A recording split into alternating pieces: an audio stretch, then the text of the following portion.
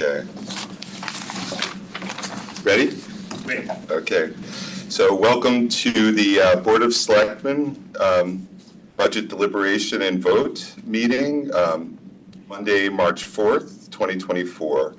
Let's all rise for the Pledge of Allegiance. Prue O'Brien, will you lead us? I pledge allegiance to the flag of the United States of America and to the republic for which it stands, one nation, under God, indivisible, with liberty and justice for all. Okay. So I think I'm going to start us out with a simple request that we put into the budget a line item for the Town Facilities Commission, which would be zero because we haven't budgeted for it, but I've been asked to recognize the fact that by town ordinance, we are supposed to have a Town Facilities Commission that has been dormant for some years. And I do plan to reactivate it, but not necessarily requiring a budget this year. And the old line item that was used for that was 58815 was the account under DPW 5030.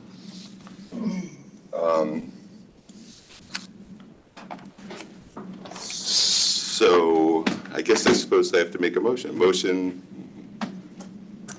Second that. Okay. Any discussion of this item?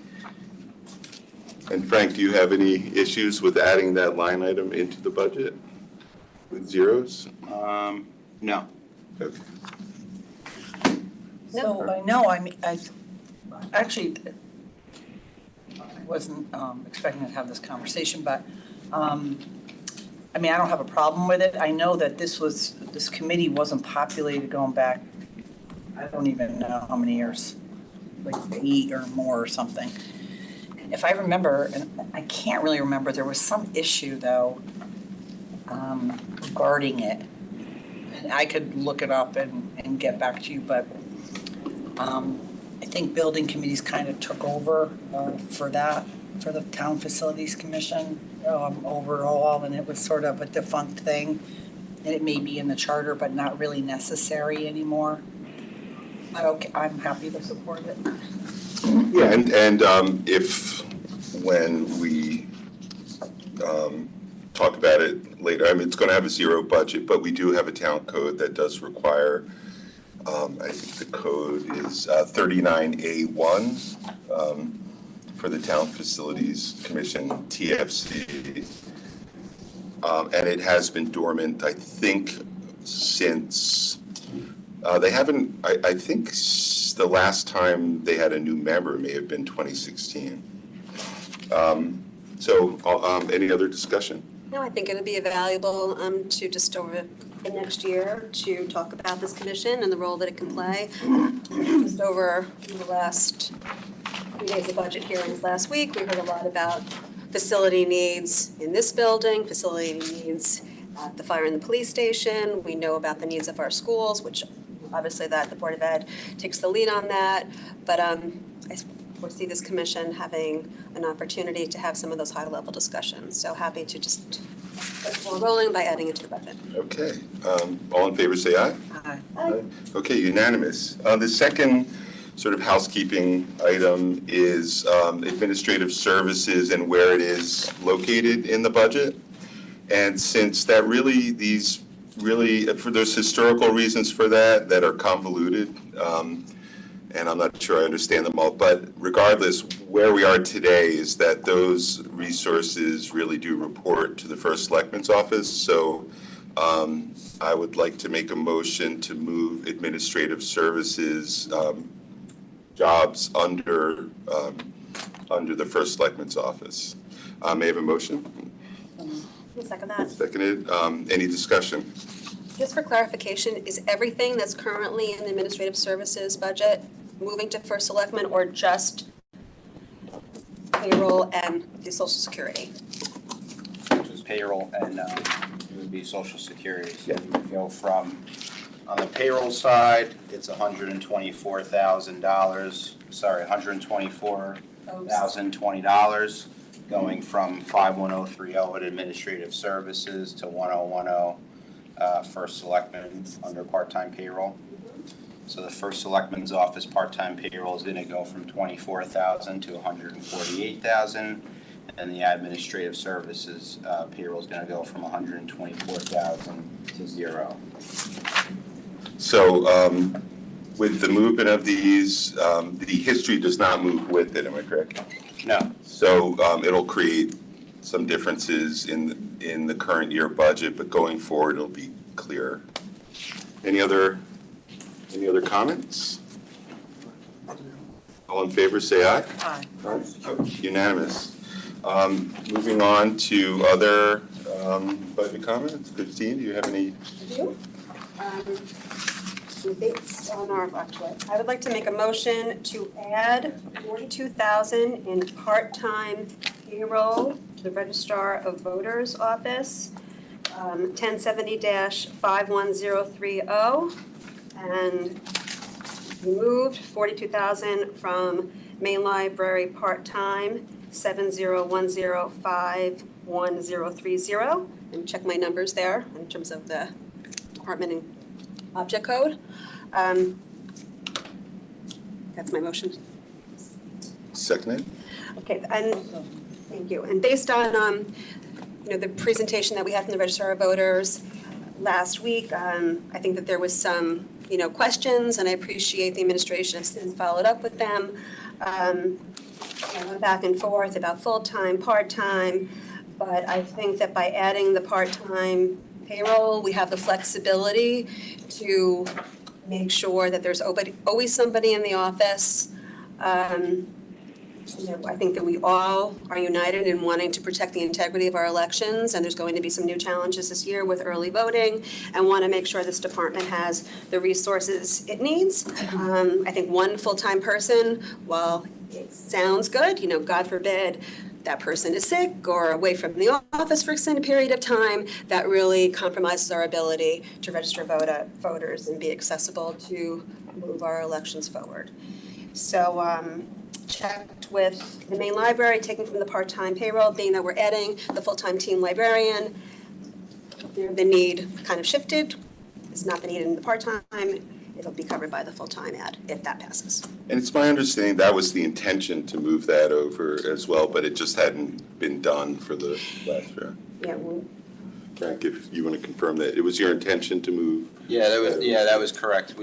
Last year we had added part-time payroll for this teen librarian, and the idea was now that they're getting a full-time, that the money that we added last year is not needed because they're getting a full-timer now. So that's what about amounted to that, so. And just coupled with that, just to follow up on this, if this motion passes, I would also ask that we look at a way of adding money in the budget for registrar certification, for any assistants in that office, part-time employees, just to build capacity of the staff that work there in order to provide a better service to our residents. But that's just kind of a follow-up. If this moves forward, I'll put that forward as an amendment. I'm glad that you made that motion. Obviously Kathy had written to the whole board, just sharing that information. During our open board discussion, they had both said they wanted a full-time person. I had been inclined to want a full-time person just because of the fact that the other two are sort of free agents and can do whatever they want, and come in and go as they please, and there really wasn't a firm person there. I will support you in this, and I think it's the right thing to do. The early voting is going to have a significant impact on our Register of Voters office as well as the upcoming presidential election. I want to make sure, though, that there is some schedule that the town makes these new part-time people and, frankly, our registers follow, because it's been sort of, fair game over there, and at the end of the day, voters need to have access to competent people when they come to fill out an absentee or register to vote or do whatever they're doing. Question. So I would highly encourage the administration to work on some real schedule in that office. And I love your idea of the training. I think that's really important. And take credit, I want to just, No, it was- thanks just for the registrars for reaching out to us and just sharing their thoughts on it. That was very helpful. And, you know, obviously losing a 20-year veteran who knows that office really well, circumstances that were not due to her, you know, I think it's a good idea, and I appreciate you doing it. And I just a second, just to the administration, as this moves forward, the scheduling, it was a little concerning just to hear, not necessarily the thought of somebody going to that office midday and nobody being there, especially as we get closer to elections. I think that we all agree that that's not something that we want to happen, and trust the administrations to move forward to get that administrative task kind of ironed out in the coming months. Agreed.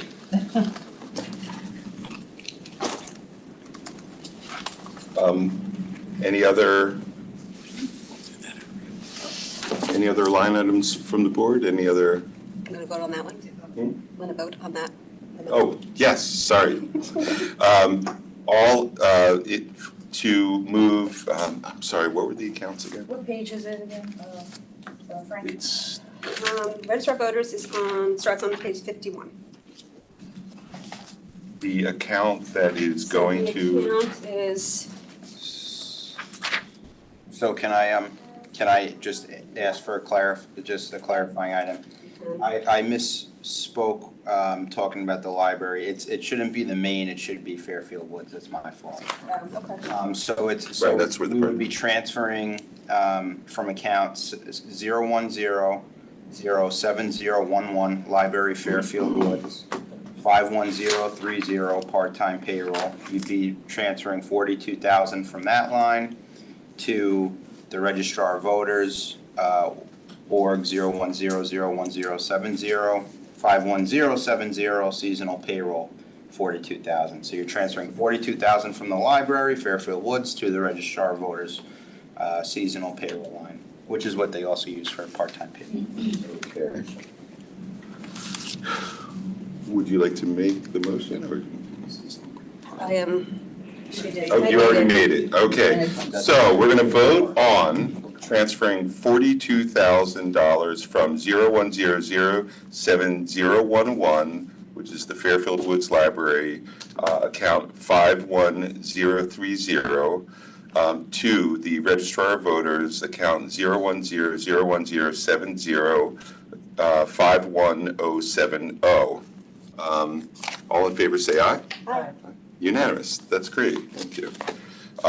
You had a follow-on that you mentioned.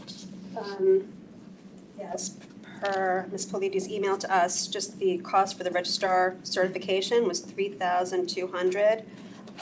Speaking, I reached out to the CFO for an offset for that. And that person said there might be an adjustment to the collection rate used to offset. Correct.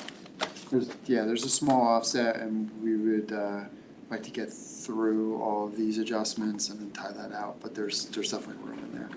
And I guess I will just, I won't make a motion at this, Oh, so you're I'll gonna, withdraw my motion. No, Well, can I make it now? no, the idea, yeah, I think the idea was this, and if, All right. I think So- there's others, and then we would make that at the end, I will, adjustment there. and so, So should we just move forward with any Yeah. adjustments we have, and then we'll get to that part? Is that what we're Right. doing? Yeah. Do that? yep. So that is, okay, any other, You have a motion? so I'm gonna make a motion to add 3,200 for registrar certification, offset by an adjustment to the collection rate. 3,000? 3,200? 3,200. And Frank, what line would that go, education and memberships? That would make sense to me. So What's it? 58100. I'm sorry, 58100? Under 010-01070, right? And I think I was saying 0100 before the last four numbers, but I think we can just say 1070 because that's how I lined it out in the budget book, so I think. Okay, And it's 58100. Correct. Okay, so we have a motion to increase account 1070, line item 58100, in the amount of $3,200 for training and certification for the registrars, for the deputy registrars. All in favor, say aye. Aye. Unanimous, wonderful. Okay, any, While we're on the registrar of voters, can I make, I know I can't motion it, but there's one other item related to this registrar of voters. It's just a longevity bonus that needs to be transferred to engineering.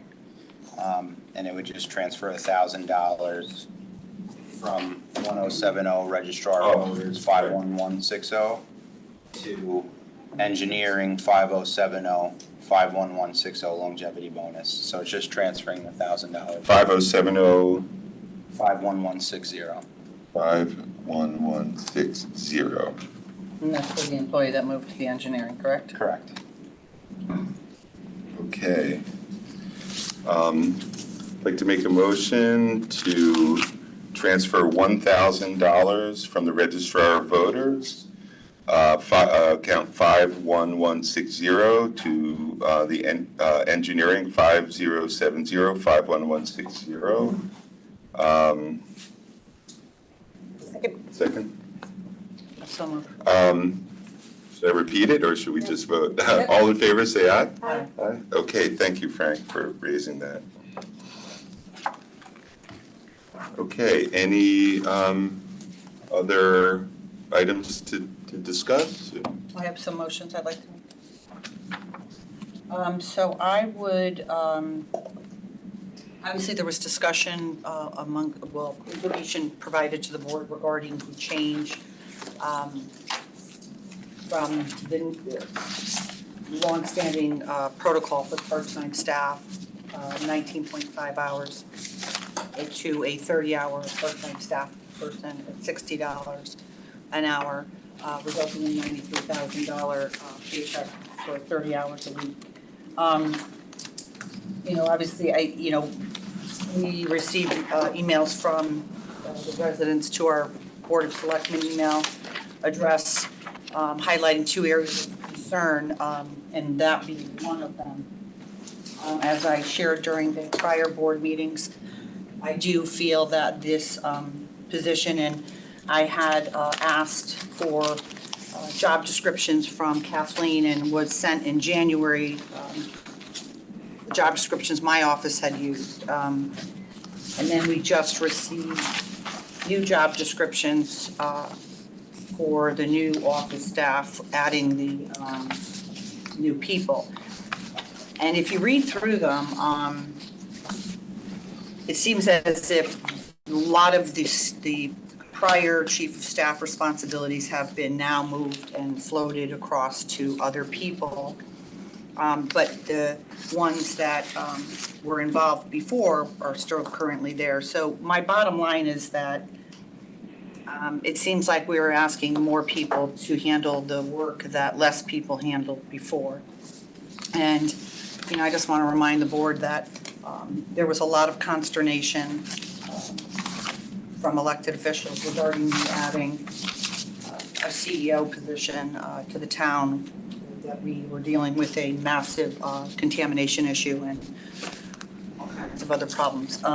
However, I just feel that, and I'll just even quote one of the emails we received as a board, that our residents expect our chief elected official, who was elected, to be the spokesperson of our town. And if you look at these job descriptions, there's a lot of overlap. So I would, and as we talked about, I'm sort of tying these two together. As we talked about during the economic development budget meeting, and as humble as Mr. Barnhart is, and as hard as he works, I had the pleasure of working with him for 4 years and saw very closely how hard he does work.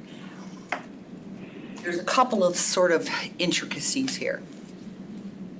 Part of it is that a part-time person was related to me that if your part-time person does anything that anybody else does in a THEA union, they cannot work more than 19.5 hours, which is an unusual thing.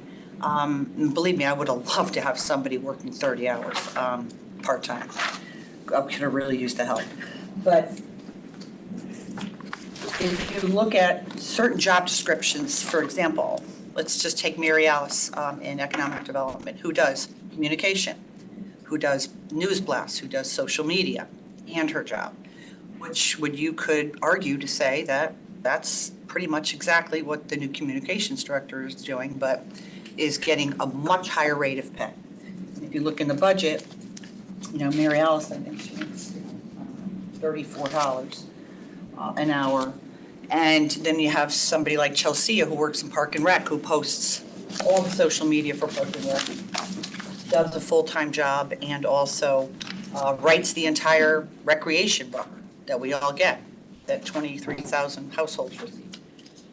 And that's far less pay than this. So in my opinion, to make a more, to me, beneficial hire, I think our economic development department, which has the ability to generate real income, taxable business income, that takes the burden off our residential taxpayers, I would prefer to see that 93,000 go to a person in Mr. Barnhart's office, with maybe some of the residual boosting up Mary Alice's position, because she does a ton of work, and I always thought she should be paid more. I think that's a more palatable ad than something I was planning on adding had I stayed in office. And I think that I would like to make a motion to remove the communication director at $93,000 for 30 hours a week, and move that line item into economic development, where I think it would be more productive and useful. Second that for discussion. Yeah, so I know how you feel, and I feel like I've been in this situation before. When I was on the RTM, we had a full-time chief of staff, and we had members, actually the member who led that ended up working for you, who stood up and said that it was unconscionable that we had I'm not quoting directly, but it's basically that we should not have a full-time chief of staff and it should be a part-time chief of staff.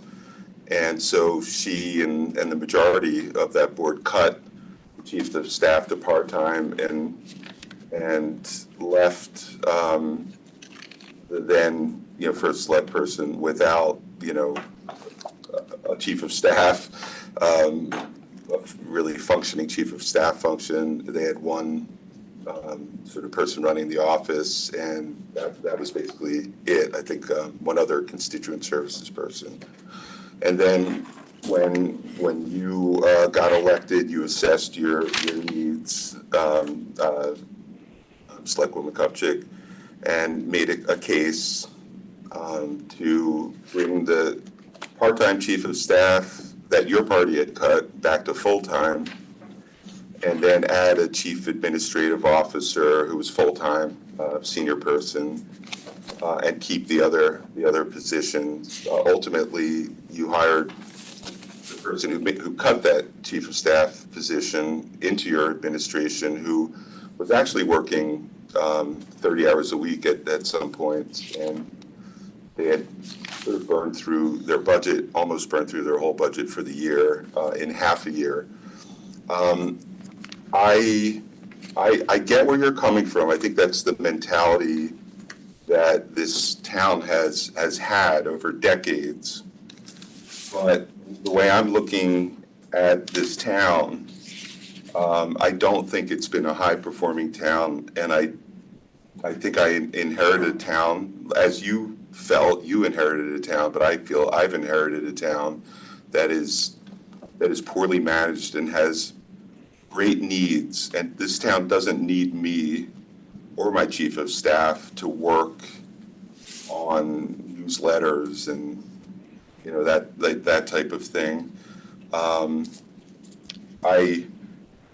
inherited a town that has a payroll function that doesn't function, that does not have a time and attendance system that functions, so that we don't know if there are controls over whether people actually record their time and attendance, that has pension calculations that were inconsistent with one-off deals, side deals, that has no purchasing software that allows us to do analysis, that allows us to know if our money is actually being spent where we think it's spent and whether we're following contracts appropriately.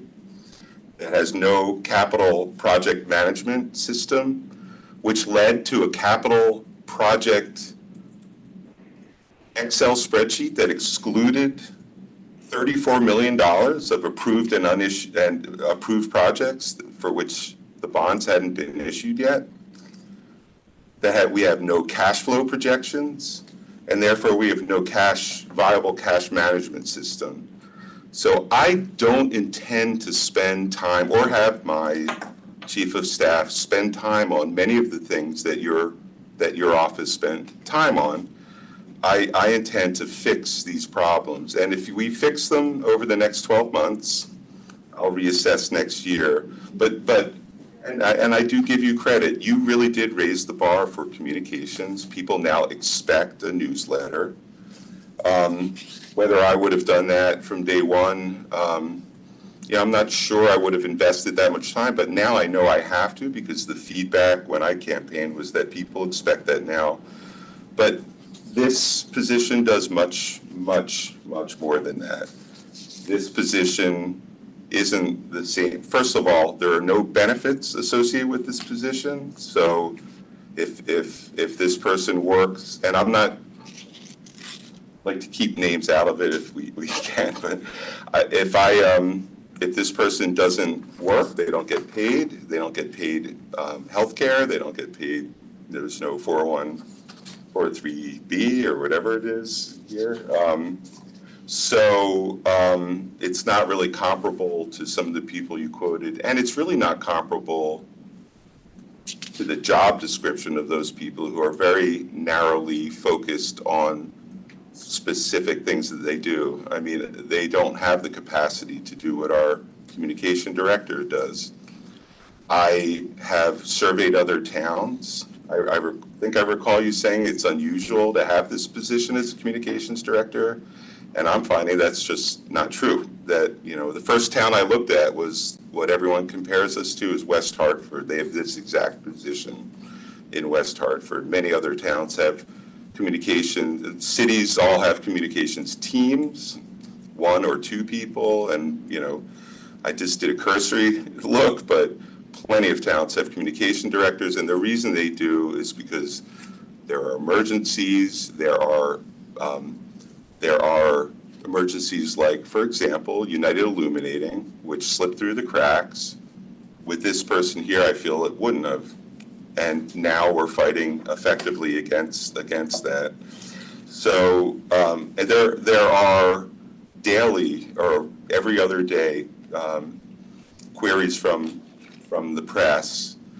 I don't think it's my job to field those queries and spend an hour or 2 hours a day with people in the press, because I need to fix issues.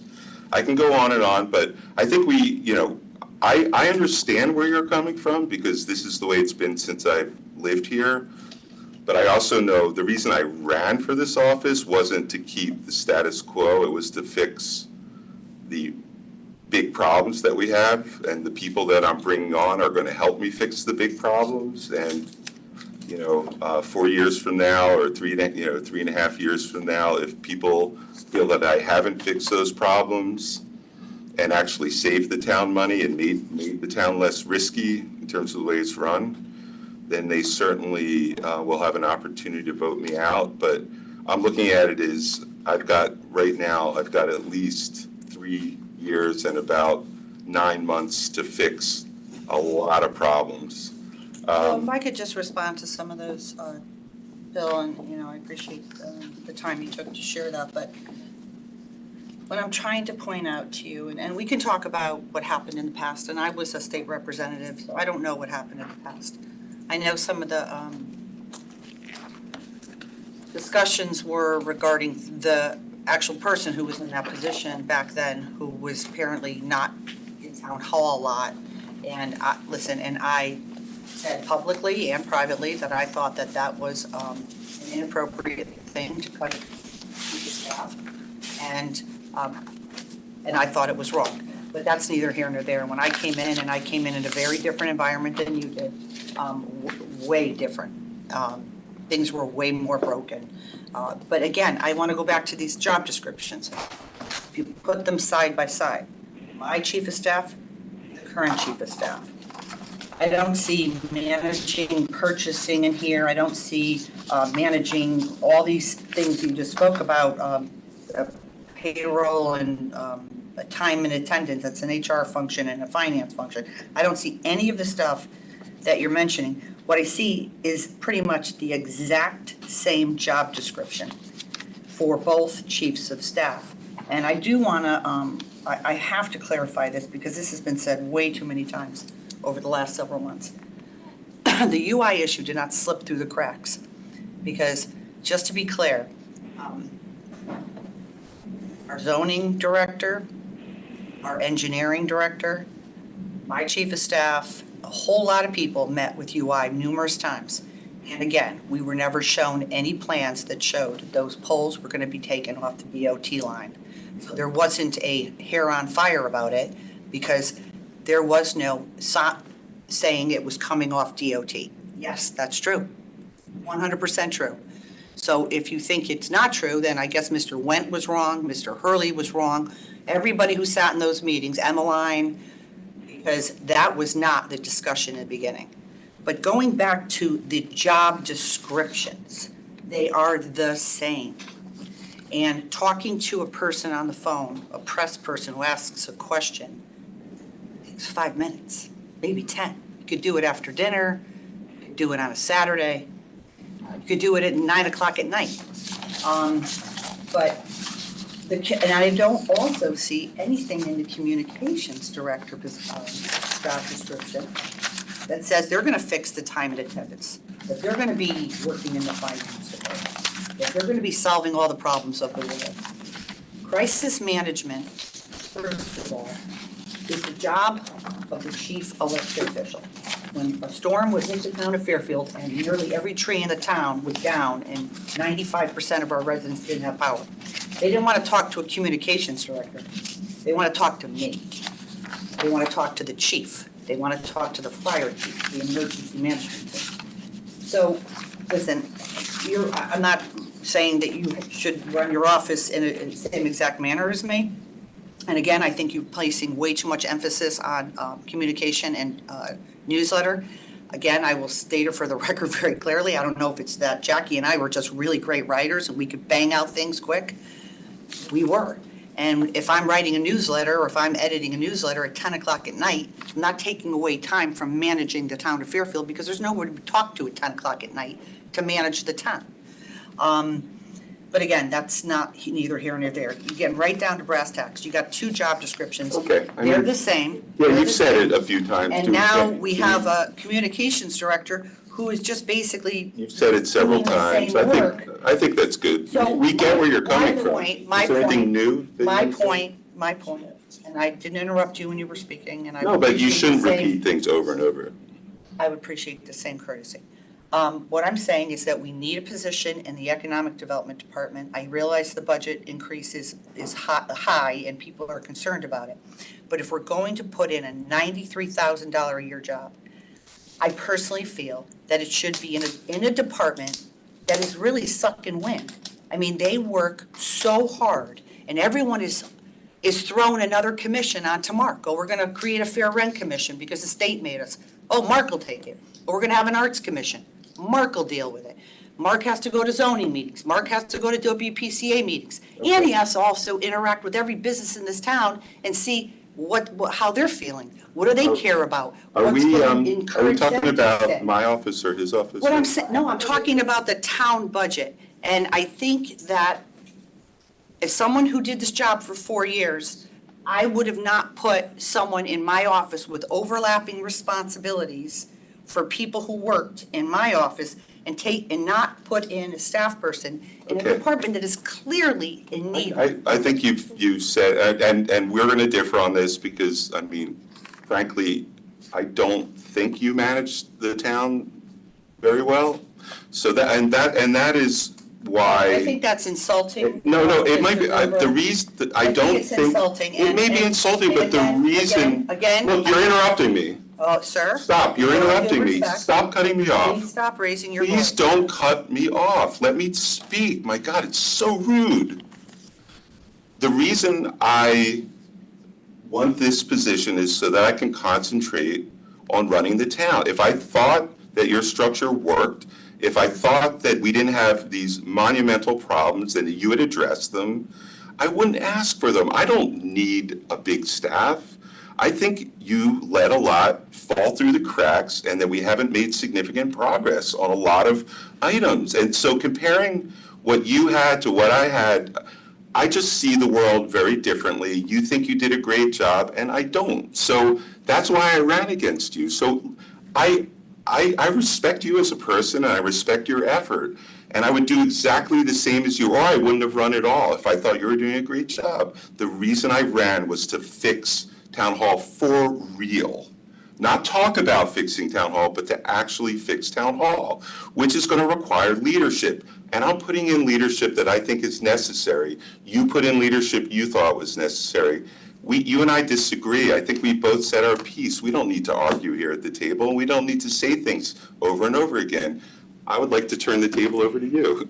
Well, I would just like to respond to it because you just said that we didn't manage the town, and I'm sorry. That's my opinion. I know it is your opinion. Again, and I will repeat it. You did not walk into what I walked into. I You get didn't have it. the state's attorney crawling all over your town, okay? You didn't have people getting arrested, and you didn't have regulating agencies saying that you were in Yes. violation. Yes. So, Yes. with all due respect, Appreciate that. you didn't understand what I had to deal with. Yes, I And I appreciate agree, that. there were many more things that need to be fixed, and we were working on that. But there's Not only fi- so many hours in a day, and when you're dealing with cleaning up contamination all across the town. I and you're agree. dealing I agree. with It's very people different, who very were- different. Who were creating public corruption and all this other stuff. Okay. So the Can I- bottom can I- line can is, I let let me Christine just, I speak? need for you to respond and explain how this staff setup, adding a communications director, which is the only new piece of this puzzle, is helping you with time and attendance, financial controls, purchasing controls, and general management. Look, I've now been in office for 3 months. You can say what you want, but the feedback that I've gotten from people who work here is that an enormous amount of your office's time was spent on the newsletter. Enormous. Locked in a room, with not locked, but with the doors closed, working on the newsletter. I need my chief of staff to be working on those things. I need to be working on those things. I need my future operations person to be working on this list of things and not worried about communications. Communications is a discipline. And the reason it's a discipline, and to compare the person we have there with 20 years of incredible experience, that is not the same type of person that you've been talking about. It's a seasoned communications professional. We have a very complex town. We're not a rinky-dink, podunk town. Maybe we were at one point, but we certainly aren't now. We're very complex. This isn't a part-time job when, if this guy calls, we'll send it to that person because they're in the office now, or this issue arises, give that to that person because they're in the office now. This is a serious job for a serious town. I'm well I aware just of don't, that. but we differ, and I think we should try to move this to a vote. because I don't think we're going to get anywhere, and just hard feelings are going to come out of it. I just want to would you like to clarify, speak? I just want to clarify, I'm sorry. Can I? Nobody was locked in a room doing the newsletter 24 hours a day. So I don't know what kind of rumor that is, but that is actually unbelievably ridiculous. This is It's not. actually Well, I ridiculous. didn't say 24. Listen, and I hate interrupting, I'm not used to just. You're not. And I'm really not, Very I'm really not polite. used Very to, I'm coming from like a 9-person board when we don't speak until we're called on. Brenda, I heard you just said you could have really used the help. And I 30 hours. I actually believe that you really could have used the help for the amount of things that were going on in the town at that time and have moved forward to Mr. Gerber inheriting a lot of the stuff that had been identified, you identified, and never got done, and upon him taking office with a new set of eyes that he's identified and taking on. So I will not be supporting an elimination of the communications director. Kind of had a similar fight with the Board of Ed. I think that the crisis communications piece is extremely important. And I agree with you, in a time of crisis, I think the chief elected officer should really, the time should be devoted to being in contact with addressing the crisis. Correct. So if there's somebody that can be in the office, that's up to speed on the issues, that the first selectman can send a text, this is a quick update, and then all the press comes in, I'd rather the press speak to that person so the chief elected can be focused on solving the crisis at hand. And this is nothing, I'm not looking back, I'm just looking at moving forward for what I think is best for the town. So I will not be supporting a cut, and for similar communications positions throughout the town. I think the job is somewhat different just for the department that they are serving. I thank them all for the amazing work that they're doing, but they're not, they're focused on one department as opposed to a communications for the entire town, which really can be at the beck and call of our state delegation needing help, all elected officials, all residents, all department heads, the school district. I mean, I would like to see more collaboration between the communications director at the school district and the town. So I will not be supporting that reduction. I think the other piece of it, in terms of Mr. Barnhart's office and more support needed there, I think that that is a piece that I would like further discussion for the three of us, because based on Mr. Gerber's comments at the last meeting, I think that he also sees the potential need and opportunities there in that department. My understanding is, and from Mr. Barnhart reporting to us, that he was not asking for a particular person, so I'm hesitant to add a staff person until the department head is focused on what that person will be doing and what is needed. But I do want to see if there is potentially an avenue to add some more resources there. So I don't. Should we start with a vote on removing the communications? So I'd just like to say one last piece. I still have yet, and I don't think the public has been afforded the explanation of what the current chief of staff does that requires a whole nother person to do work. So I think our public needs to understand, and I'm sorry, I really am, but $93,000 is a significant amount of money for a 30-hour work week. It is. And again, I'll repeat what I said last time. We live in an economically diverse community, and average citizens are going, holy cow, someone is making $60 an hour to post on social media and write a newsletter. And so, It's more than that. but again, if you I think we're doing our residents, we're doing our residents a disservice though. for United by States making it senators, just posting on social congressmen. media and writing a newsletter, because that's not what this position is. So I just think that it's important for us, for the community to understand why all of a sudden the chief of staff can't do what chief of staffs have been doing in this town and in other towns for a long time. We weren't a Podoke town 4 years ago. We were the same town, just with more problems. Probably in need of more staff, more qualified, highly Again, trained staff. I think that's a discussion that should be had, and when I honestly, to tell you the truth, just to be perfectly, honest about it, I thought I was gonna get a new chief of staff description, that was gonna be like, wow, doing all this stuff that was different from what the former chief of staff did, and it's not. It even has communications in the chief of staff's, the new chief of staff's job description. So listen, job descriptions are really important. I got hammered on job descriptions. We made sure they were very accurate, very on point. And so they're just not different. I don't see the difference. And the public has a right, who's going to be funding these salaries, to understand why this. Okay, you've made your point. Okay. But if it would help, I could read the job description for the communications director. Should I read it out loud? I don't know that we need to read it out loud. It's Well, posted online. I just feel, But again, it's if people are thinking it's posting that a communication director. There's two new people. There's a part-time position, a constituent, we could sit and read all these. Okay, I'll read I'll read this because I feel like by saying it's going to post on Facebook or whatever, that really does it a disservice. Okay, the communications director will establish the tone for messaging for the First Selectman's office, develop and execute comprehensive communication strategies to enhance the town's public image, disseminate information effectively, and engage residents, stakeholders, and media outlets. This individual works independently, performing a wide variety of specialized administrative and analytical duties and/or services in support of the First Selectman's office, while maintaining a high level of confidentiality.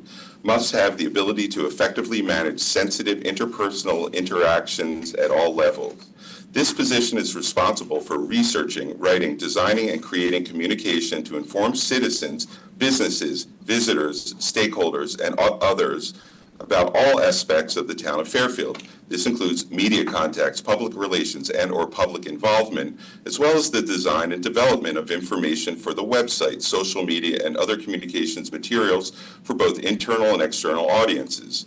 The position requires coordination with individuals at all levels within the organization and, as needed, acts as a representative to outside entities. Strategic communications. Implement a strategic communications plan aligned with the First Selectman's goals and objectives. Identify key messages and create communication strategies to reach diverse audiences within the community. Collaborate with town departments to ensure consistent messaging and branding. 2, media relations. Serve as the primary point of contact for media inquiries, press releases, and public statements. Cultivate and maintain relationships with local, regional, and, as necessary, national media outlets. Proactively pitch stories to garner positive coverage of town initiatives and events. Digital and social media management. Oversee the town's digital presence, including the website, social media platforms, and other online communication channels. Create compelling content, manage posting schedules, and monitor engagement metrics with assistance from interns and other town departments. Develop strategies to leverage digital platforms for effective communication and community engagement. 3, public outreach and engagement. Organize and execute semi-monthly e-news outreach from the First Selectman's office. Define and produce additional messaging as necessary to lead public perception for press and residents. Build relationships to work effectively across different town departments for consistent messaging among myriad stakeholders. 4, crisis communications. Develop and implement crisis communication protocols and strategies. Act as a spokesperson during emergencies or critical incidents, ensuring timely and accurate information dissemination. 5, resource management. Ensure optimal allocation of communication resources. Oversee contracts with external vendors or agencies for communication-related services. Perform other related duties and requests. And then the knowledge, skills, and abilities. This is something that if you went externally, it would be $100 to $300 an hour. So the communications director, thank you for reading it. It's 4 pages long for part-time, and the chief of staff is 2 pages long. So would you want to read both of those into the record? The prior chief of staff and the current, so the public can hear that as well? I don't have the prior chief of staff. It didn't change much.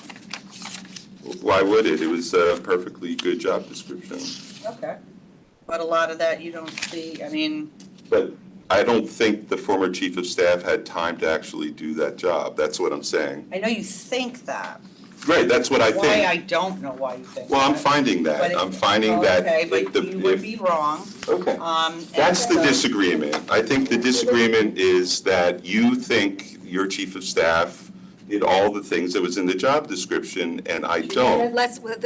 She did. now that I know that I can interrupt, I think that we're just going to interrupt, and I don't think that we should be. Well, we opened up this, rabbit hole. I wanted- reading I job wanted- descriptions, and I think if we're I going to be just- reading them. I think that The reason you're I right read now it- that there is more, the current chief of staff, that there are things that the first selectman has identified that he wants his chief of staff to be focused on in order to help address some of these problems and engage department heads to find cost-efficient solutions to these problems, which will ultimately, hopefully, save our taxpayers money, to make a more efficient government, which, at the end, if everyone is doing their job as intended, will end up to hopefully providing a better outcome to our residents, potentially at a, I want to say a cheaper price, but cost savings will be found, because right now, Yeah. from what we are hearing, there's a lot of risk and potentially a lot of loss. We've seen it with just credit cards, a small thing, which has been corrected, but when you add little things like that up, it can add up to larger dollars. So I think that we just need people that are focused on that. And I'm going to trust the first selectman that that is what he has in mind as he is staffing his office. And I say that in no disrespect to the work that was No, done. absolutely, prior and to I know this. that, Christine, I appreciate that, and we can move on, but there are controls in place. We have an internal auditor, we have a comptroller, we have all these different things that interact with the first select person's office, but we can leave it at that. I think that the job descriptions, if you read them, they're obviously very much the same jobs were performed, so we're adding a communications person, and I guess that's the way it is. The first selectman doesn't feel he can communicate effectively and needs assistance with that. So I see how this is going, and we can call for a vote. Okay, all in favor, say aye. This is mine, yes. All opposed, say no. Aye. Okay, motion fails, item fails. I'd like to make a motion, make a motion to increase the economic development budget for fees and professional services by $15,000. Second. And can we just go to the line, I'm sorry, is it in addition, what page is it again? Page 90, 1350, community economic development, and I believe we're referring to 53200. Is this on top of the 19 that he asked for? The 19 that's, you mean on top of the 15? Is this on the top of? 15 that's in there? Where are we? The increase of the 75,000 of, what 19? Where's the professional service? It's 1, 2, 3, 4, 5, 6 lines down. Okay. So we were bumping it from 60 to 75. Right, and he, Mark wanted 15 in there in case he needed Right. some assistance for the Fair Rent Commission Right, so market you want to analysis. add to that Another 15, to bring it to 30? yes. No, bring the increase to 30. Right, correct. So Yeah. another 15 brings it to a 30. Right. The reason I'd like to do that is Mark does have a lot on the plate, but he is not ready to, and I've discussed it with him several times, he's not ready to hire a person. He doesn't know where it is, but where that would be yet. But he should have some resources in consulting services to fill some short-term gaps until he has a better understanding of where he needs to add over time. And, there could be some significant changes in the way that departments, where they sit and how it's managed. So right now, he doesn't know what he needs, otherwise he would have asked for it.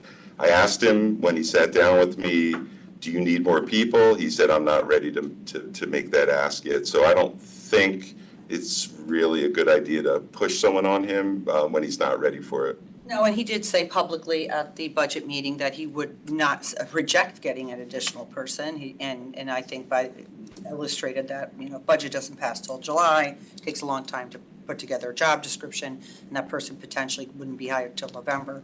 And maybe you could work to do a mid-year transfer, which is not really the best way to do things. But I am 100% supportive of giving Mark more money to help him, because he's definitely underwater and his staff is very lean. Any other comment?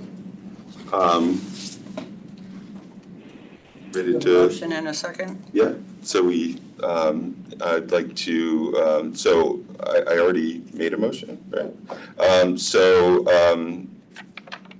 All in favor of increasing budget under the Community and Economic Development Office, account 53200, object code 1350 by $15,000. All in favor say aye. Aye. Aye. Okay, unanimous, wonderful. Any other items to discuss? Yes, I do have a motion that I would like to make. I was very concerned on the discussion with when the Board of Ed presented their budget. And I know we had talked about the past and all of the other stuff. And however, the increase to the Board of Ed budget, I thought, was really actually incredibly reasonable, considering they just upped the salaries for the teachers, which was well deserved and past due time. So I was impressed with what the budget still being low. And then when I read through it and saw the $1.5 million cut, I was like, geez, that's a significant cut. And I know what we went through with the insurance. And then when we asked them about it, and there was a real concern. You could see the superintendent, you could see Courtney, you could see the chairwoman of the Board of Ed saying, yeah, this is a little dicey, because we're very concerned because those numbers don't always come in low. And I remember you even bringing this up when you were chairwoman in 21, how you had, real concern about for cutting that money too early, that it could, and I remember I was just looking at this last night, I was doing some homework, that would have an impact on our FTE and that our ability to do programming. And then there was even a discussion at the board table about asking, the first selectman asking the superintendent if he could, what would he have to do, and possibly backing off on this 6th grade, change to try to help the kids acclimate better. And that stuff really makes me when I talked about making reductions, they were always regarding looking at purchasing. Could we go out to bid? Could we get a better deal? Could we save money somewhere else without ever impacting the classroom? I do have a real concern about a $1.5 million cut. And, I don't want to listen. I'd like to talk after this about how we can find some, and I did my homework to try to figure out where we could maybe squeeze some money to be able to cover. And I would like to make a motion of putting $1 million back into the Board of Ed budget to make sure they're safe. It's not the whole thing.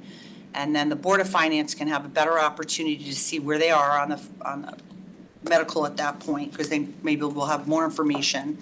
But I just think it's a pretty big cut with a budget that was pretty lean, with all of the changes to the salaries for the teachers.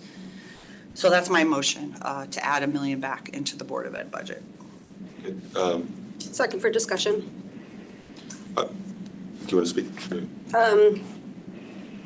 Or I could go first. No, I absolutely appreciate the concern, and I would share it, except that I'm really, in terms of getting a read on where the health insurance number is going to come. It's not necessarily hearsay. I thought that there might have been an announcement today. I think it might be coming tomorrow. that the rate is going to be significantly lower, and I think it's going to cut most of the proposed reduction to this budget. And I think that based on that information, I am very, it kills me to say this, but going to be supporting a $1.5 million cut to the Board of Ed budget, because I think that the health insurance number is going to come down that low. And I think that by voting in favor of it, it sends a message to the Board of Finance that I think that they should be making the reduction. They should be adjusting the budget to reflect what the healthcare number will be. And I appreciate, and if it doesn't come to pass, if I am totally wrong and my information is wrong, I'll be right there at the Board of Finance saying that you need to reconsider that. And I know it's neither here or there. We can restore and they can cut. But that's how confident I am in the information right now. And I very much appreciate, the work that the Board of Ed did, reducing the superintendent's proposed budget.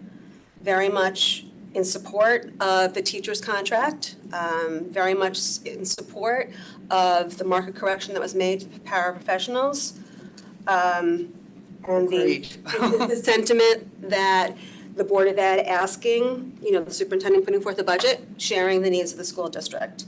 I would also somewhat weary in that the budget that was presented last year, that there were changes made from that budget that was presented to town bodies and to the Board of Education, that there were adjustments made mid-year that were somewhat surprising, even though necessary. So I think that there is some room, as this year has shown, that things can be moved around. But agree, without that knowledge about, which I appreciate the public does not have and it's not documented, I would be concerned about a $1.5 million cut as well, without knowing that there was an offset.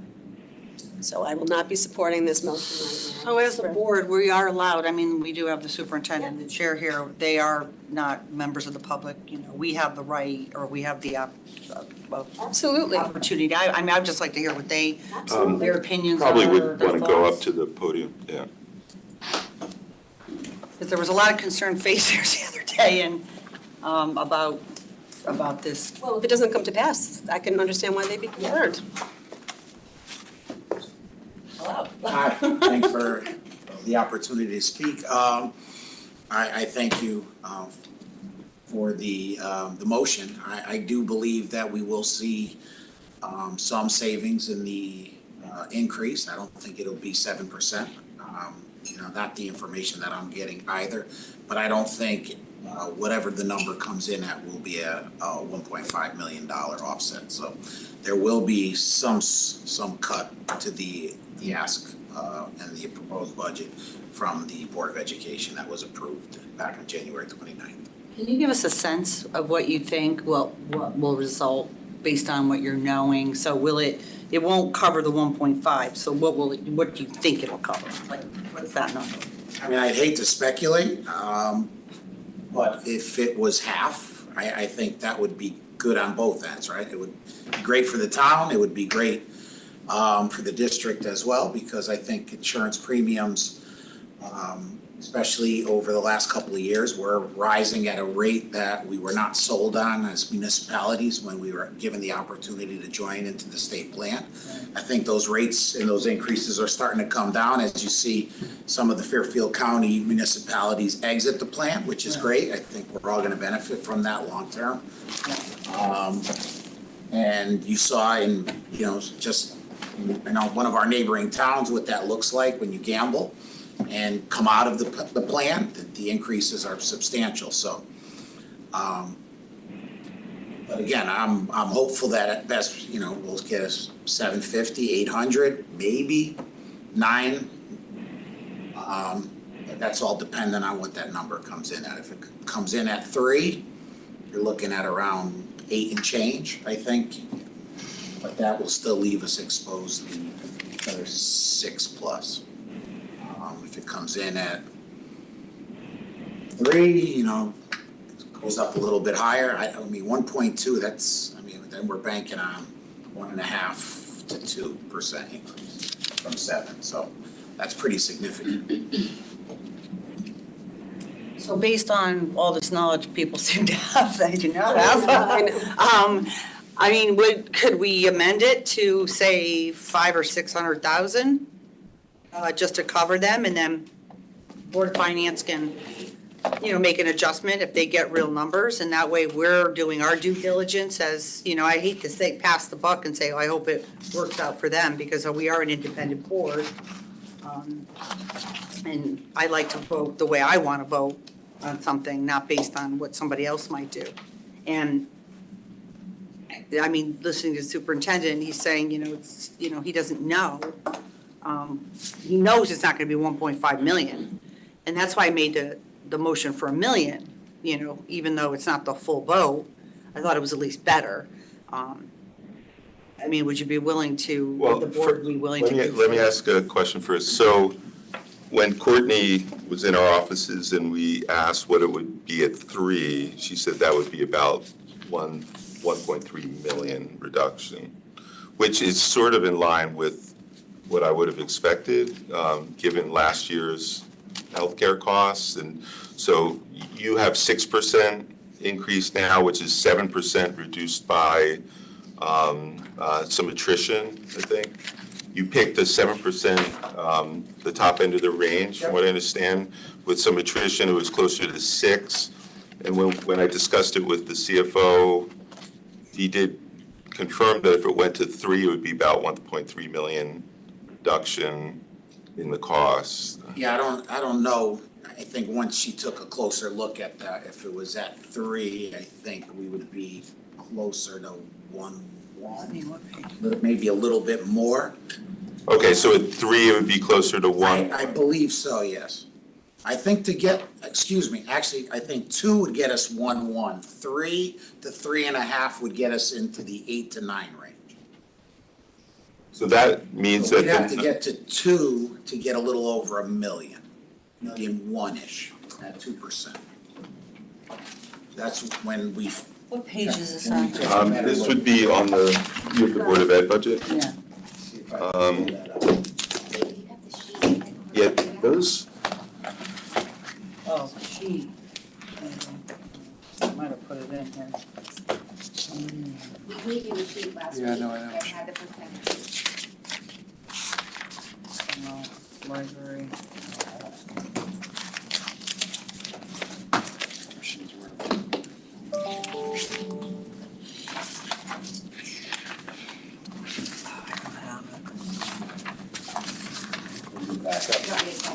This one. I have. She brought it to the table, she had it like for every Oh, it's this one. This is the only one I have, but this is To us? transportation. It's in the budget. There's a page in the budget. What page? The only handout Um, I gave was last week.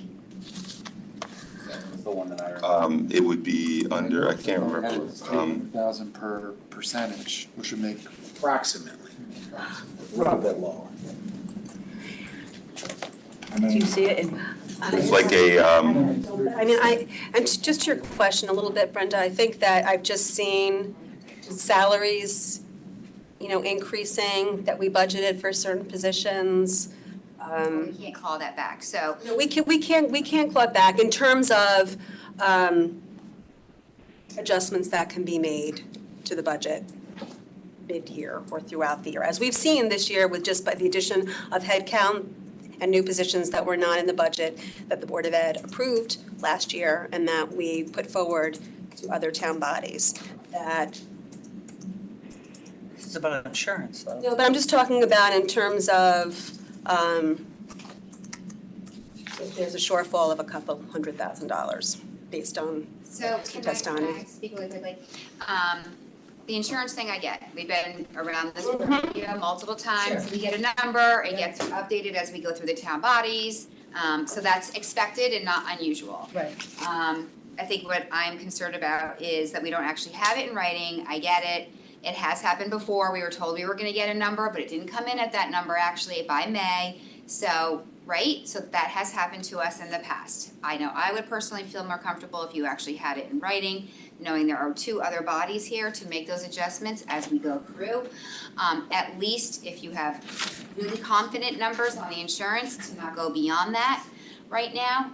We have matters before us coming up soon here that we may need to be looking at for next year or in the meantime that are not in this budget for next year. So whatever you decide to do on the insurance piece, I would at least advocate that we do not go beyond that at this point, for the unknowns that we don't have. We don't have contingency in our budget, and there are contingencies before us.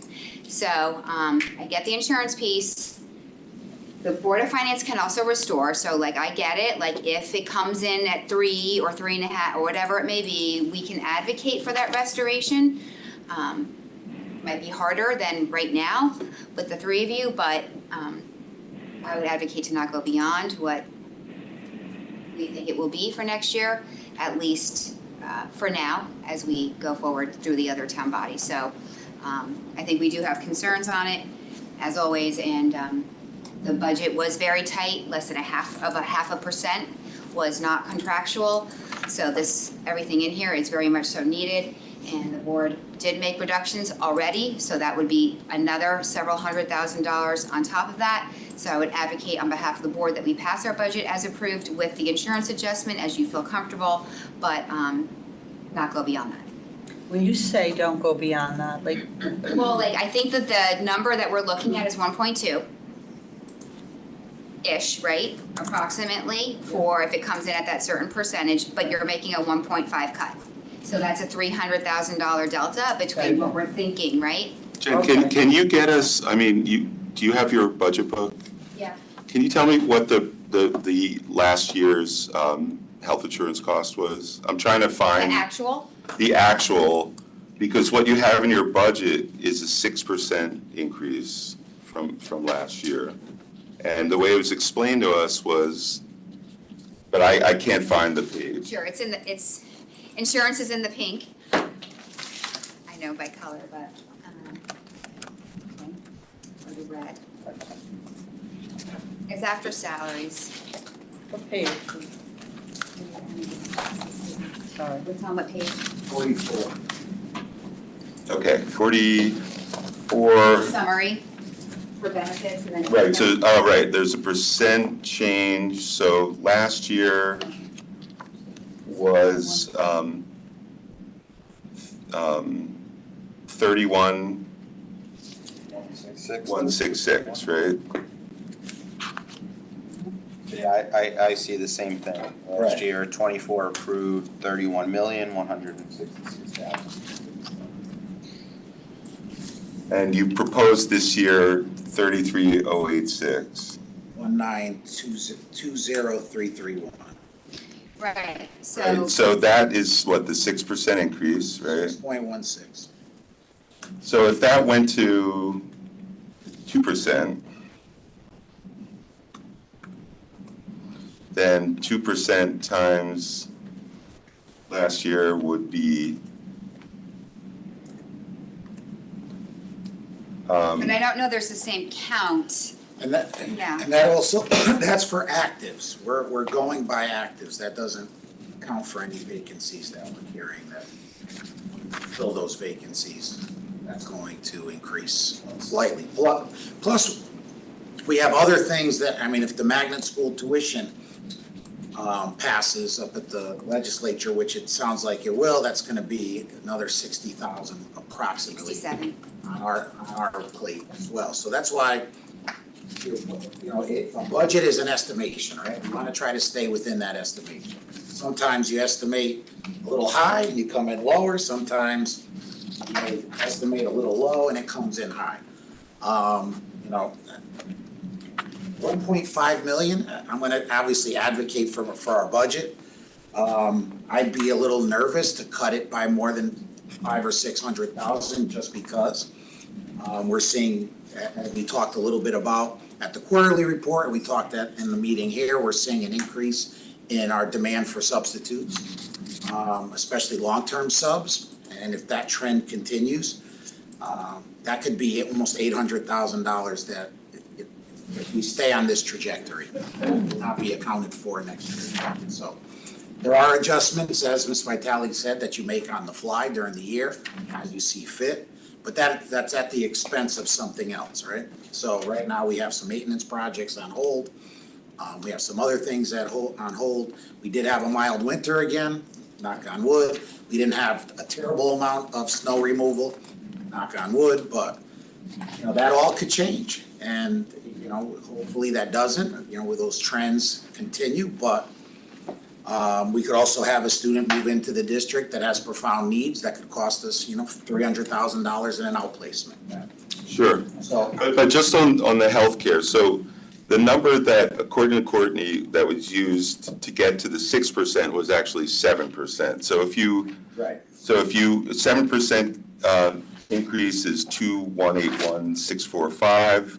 A 2% increase would be 623,327. If it comes in at 2%, you're going to save 1.558 million. So I don't know where the 7 or 800, whatever that or the 1.1 comes from. Well, again, I think as she mentioned, you know, as we talked previously prior to us going back here and in front of the Board of Finances, that's not active. That doesn't include any vacancies that we're carrying right now. So, and new hires, people retire, new hires, maybe somebody doesn't take the insurance, somebody else is taking. We have singles or married going to family. I mean, there's a lot of moving targets here. Your math is not equating to Courtney's. Right. But, okay, Courtney confirmed my math when I met with her. That's the problem. So I don't I know. don't know. She's saying 2% is 1.2 from my understanding, so So I'm confused. What number, my understanding is it's 1.2. so you need to walk out with the 1.2. I'm just talking the straight insurance, but, you know, at the end of the day, we don't actually have the rate, so I think it's speculative, but, So what, I bought the sheet last week, so I don't know where it went. And her numbers originally, when we heard about the potential cut that was brought to our attention by the town, that if we went from 7 to 3.5, it would be slightly less than 870, so 850-ish. What you could absorb or you need? No, if it went to 3.5, That's the savings. that's the savings, approximately 850-ish, so that would leave us short 650.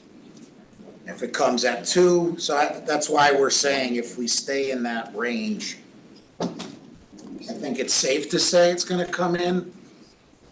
So what is the, I At mean, what 3.5, is your I don't know about feeling two. like, just based on what you've been seeing over the last couple of years? What do I you- would like to wait till we have a rate that's in writing and we know what we're dealing with. So leave the Before we make- 1.5 I in. mean, obviously, I'm gonna advocate for the budget as passed, but I mean, if we had an actual number, I could totally understand doing it, but it just, to do it preemptively without confirmation, and then I'm asking another town board to restore, Right. if, you know, whatever it is. So So the I don't know why the Board of Finance can't just handle this when we The have a health was number. 1.2, right, of the 1.5, the health was 1.2. That's my understanding, but Mr. Gerber thinks. And then they added another- Mr. Gerber, I don't wanna speak for you, you're thinking that 1.5 is the full insurance, Well, but there's no delta.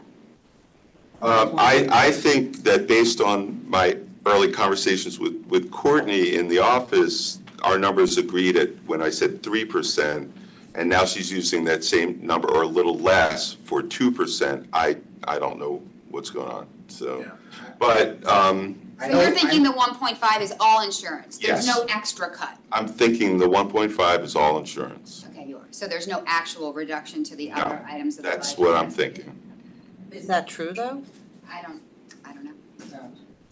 I mean, March 8th is the date they're saying the number should be released, so. Friday? As of So why today. wouldn't we just leave it in and then let the Board of Finance manage it? And then that Well, the way, board- we're not making a decision based without any information at all. Yeah, I mean, I feel comfortable making the cut because of the information that we have, so Well, we don't have any. I And I feel appreciate- comfortable with it.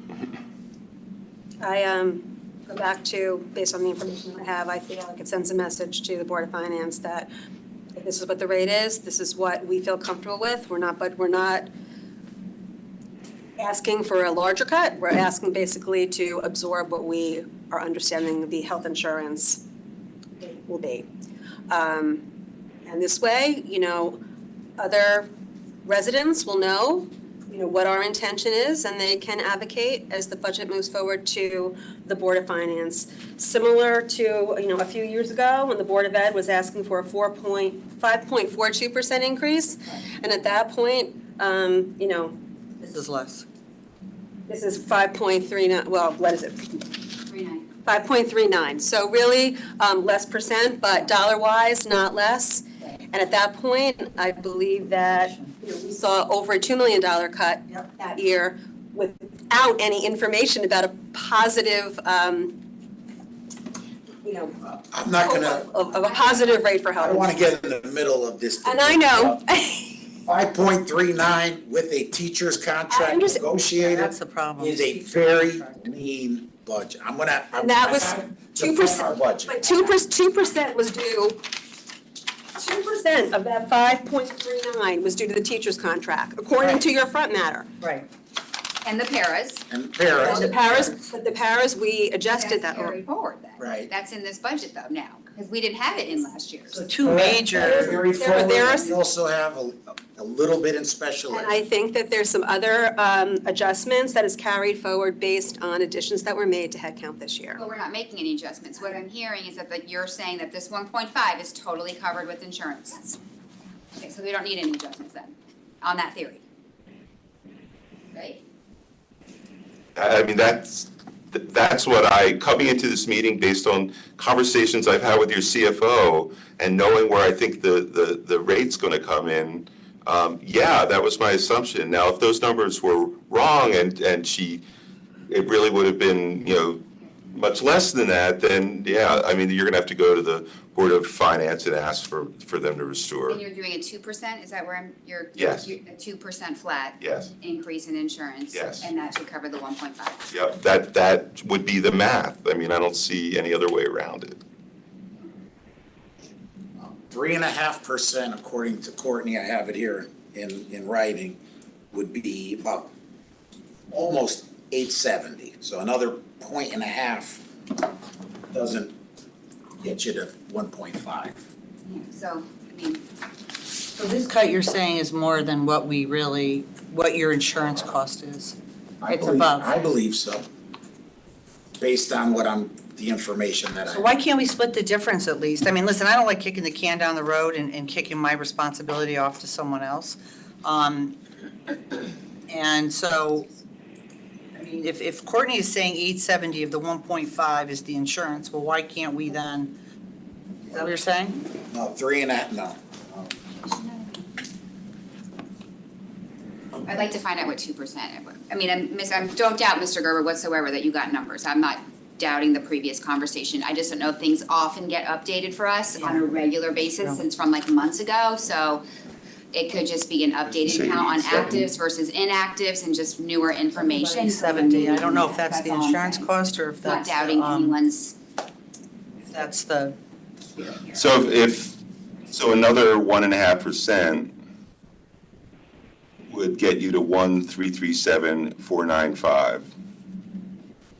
If I that, feel like there's a little bit of a delta between the 1.5 and what it might come in. well, now she's saying it would be 1,337,495, because didn't you just say 870 at 3.5%? So another 1.5% off of that would be another 467,495, and you add them up, it's 1,337,495 versus 1.5. I'm not gonna guess. can't talk to her? Nobody has that piece of paper that was handed out last Whatever week? you decide, I mean, at the end of the day, I feel like if we get a different number, we can talk to the Board of Finance, just harder to get things added than taken out, so. Right, I'd just like to know the right number because, I'll say it again, I don't like to kick my responsibility to somebody else. So if we have some number that Courtney can give Mike, that we can at least make an educated decision on, it makes me feel more comfortable. And understood, you may have had that conversation before and felt like that was a full 1.5. I just don't know if maybe it has been updated since when you talked. What was that, a couple months ago? No, it was, maybe within the last, whenever they came in, it was 3% gets you. That's not when I came in, is that after? Yeah, that? things change. Usually, most of them are here to answer. No, it wasn't questions. It wasn't when okay, you had. That was a few, couple months ago, yeah. Right. You talked to her? Yeah, she's gonna email me the sheet. We just need, like, Oh, okay. literally, what is it at 2%? Right, that's kind of what we need So to, could we take a pretty simple. 2-minute or 3-minute while we wait for the email? Have it information to base it on? She's gonna send us the sheet that we didn't apparently.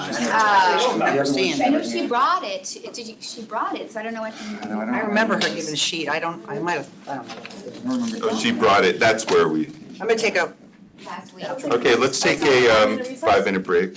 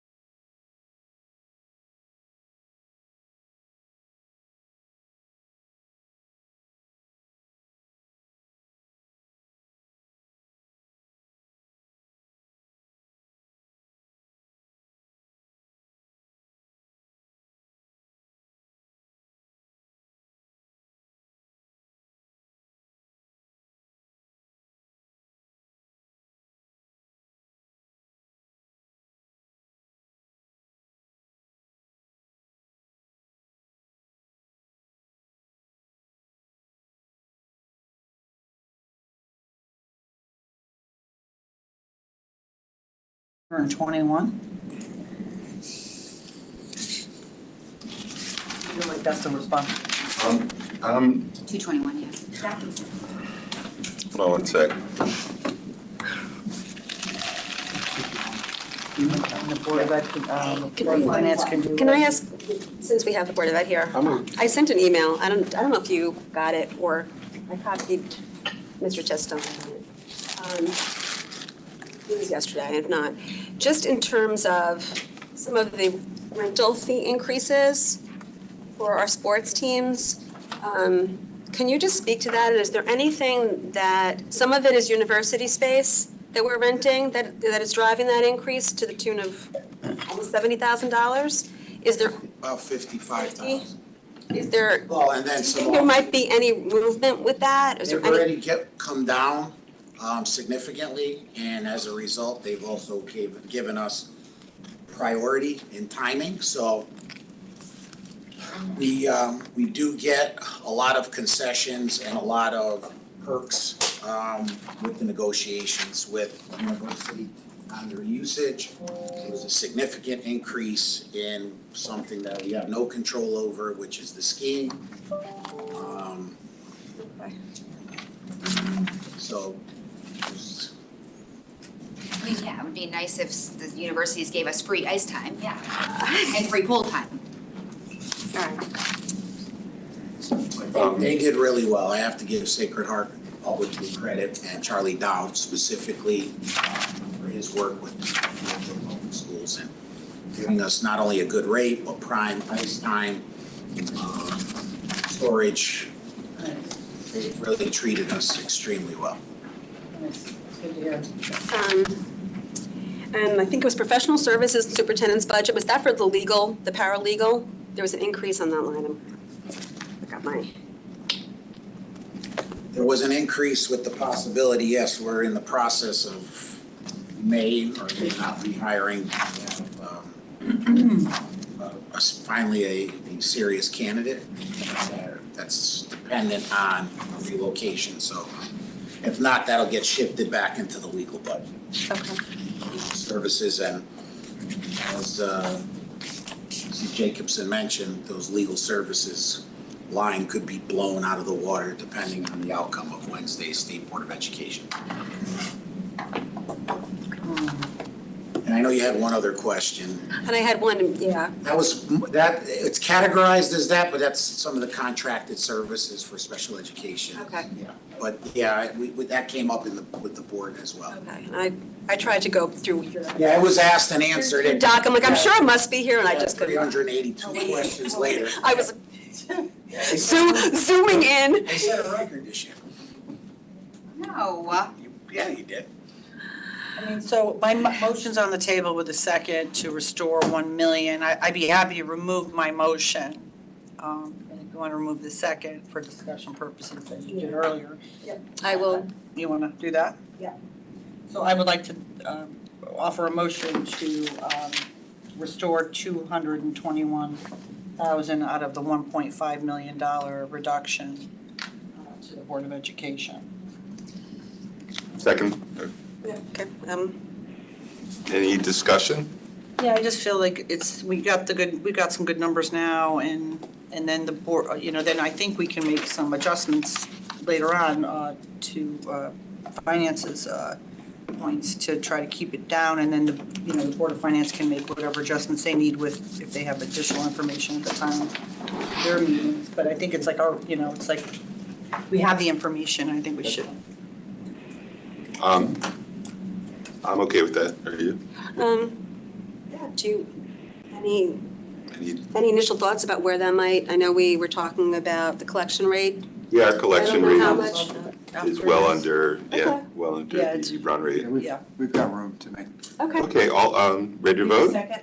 We have okay, We so have I a make a second. motion, second. All in favor, say aye. Aye. Aye. Okay, so we are increasing the Board of Ed budget by 221,000 in order to offset the difference between the 2% state partnership healthcare plan increase versus the original 7% budgeted. And thank you. yeah, okay. Good, thank you for. Thanks for coming and Coming and defending reaching out. it and getting the We number. try to get some more Appreciate numbers. it. And hopefully, our source is correct and we'll get some more definitive information. Well, they can make decisions. Um, So, we were discussing the collection rate, and I was, I was doing a lot of homework over the weekend, so, as you can tell. But, so, all right, so the collection rate, the last 3 years, so in 22, it was 90, what our actual, take care, good to see you. In June 22, our actual collection rate was 99.14, that was our actual. And then in 23, it was 99.08. And then 2 years ago, in 21, it was 99.01. And we're using a .9899 in the budget. It's on page 5. And the current rate is currently projected at 99.08? That was FY 23's actual. Oh, okay. So, I mean, it's changed a lot, I know the Board of Finance a year or two ago, even last, they were very freaked out about the collection rate, especially during COVID. But I think what's happened, and what we saw was, we had a lot of people who lived here a long time and maybe they had delinquencies and then with COVID coming in, people either moved, for whatever reason, maybe they were gonna get a good price on their house and they were gonna retire. And that we saw a real jump in new people who were more than happy to pay their taxes. And actually, they were coming from New York, which they thought our taxes were like a bargain compared to New York. So they couldn't pay fast enough. So our collection rate even jumped up higher. So I think we can play with this, and it not even just to cover what we did with the economic development and the training and the ROV and all of that. I think we could even probably lower this rate, which I think is a little high, 1.81.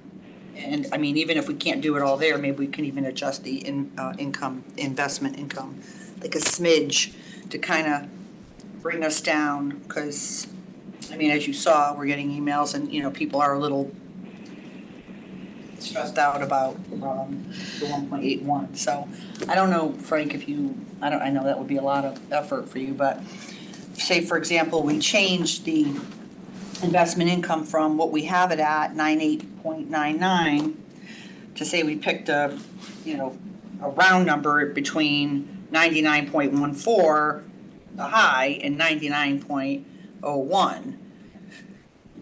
I mean, what would that do? What if we did like a 99.05? What would that do for help us out? Like, what would that result in? Give you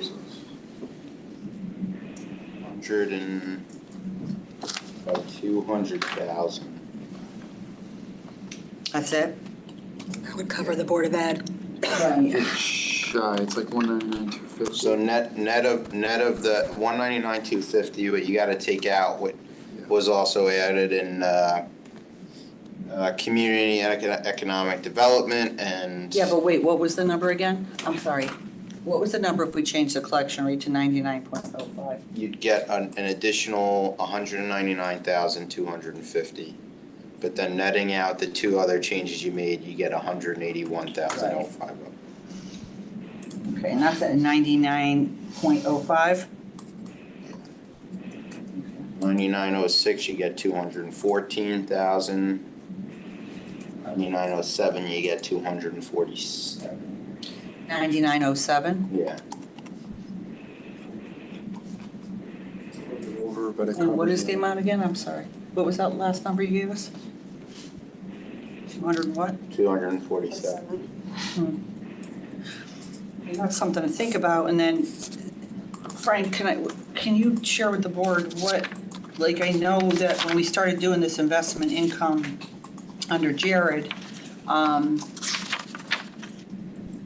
I know the financial investment advisors would give you the low, medium, and high.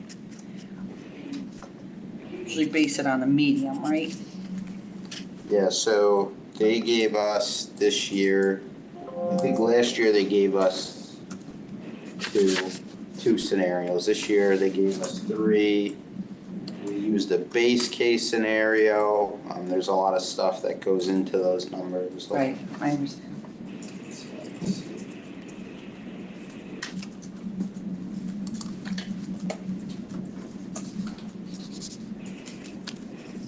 Here.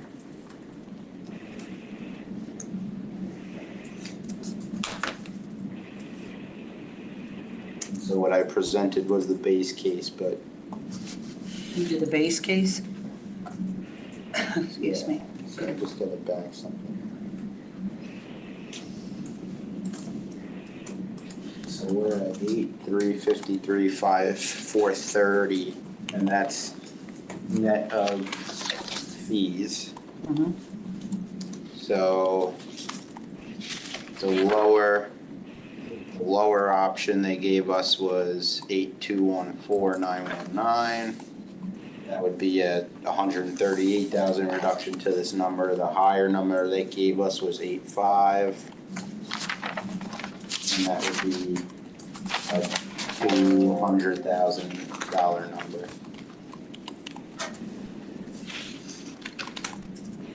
That's just assuming their piece, not like any of the assumptions I have for the interest on our cash. Right. Oh, okay. So you did it on a base, and what, I forget which page, I have it here somewhere. We have Here we are. one finding. Page 13 is investment income. So we're looking at, I mean, what you just said, what would the number change to? So from where we are here, proposed, So if you guys wanted to add, let's see. So I'm looking at page 101. 101, it's not 13? No, 101. Mm-hmm. Finance, and then the revenue code 44001. It is the fifth object from the bottom. So it's the fifth row from the bottom of page 101. Mm-hmm. And we have 8,596,930, but the numbers I just shared with you nets out the 243,500 right below that, 2 lines below that. So if you wanted to bump it up or lower it, either way, you would just adjust that number. You could adjust that number by, whatever amount. Like I said, just on Janny, I'm seeing you go with the lower case, 138.5. If you go with the higher case, 203,870. So you could, if you wanted to go with the higher case, you could. I'm okay with the base case.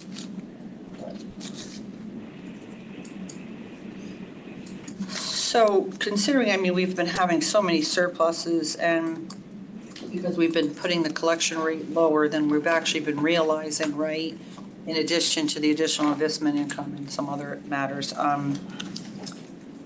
mean, we could, at 99.07, we could walk with 247, covers the whole Board of Ed, and then even the 15 grand in Mark. I mean, if we were to tweak the investment income a smidge, You wanted to. it could cover, what was it, what did you do, Christine, for ROV? How much was that? Well, no, that was covered, right, with the part-time? Yeah, just That was changing. the- That was covered, it was just Yeah. the 3,200 in there. Correct, okay. We've exceeded 9907. Yeah, and the 9907 we exceeded. I mean, you don't have to for the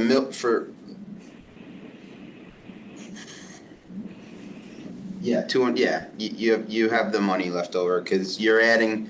You guys have added so far 239,200, and I'm saying 9907 would give you 247. We're $26,091 in favor at this point. After the DOE and those adjustments. I think that's, I mean, it's right in the middle of where we've been the last 3 years. You know what I mean? It's not like we're being crazy, because the highest was 99.14. But again, even if we were to tweak the investment income, even lower your tax rate even a little bit more to make it more affordable for people, what would you have to do? What kind of change would you have to make to drop that thing? I mean, I know 8's a lot. You're looking at I would say, I a mean, million. if, I mean, I'm just speaking to the budget term. If I had my druthers, I would offset the collection rate exactly by the amount you increase spending. It's not that much different. And then if you want to increase the investment income, then let's see, I'd have to see what an additional 203,870 gets you. So let me see.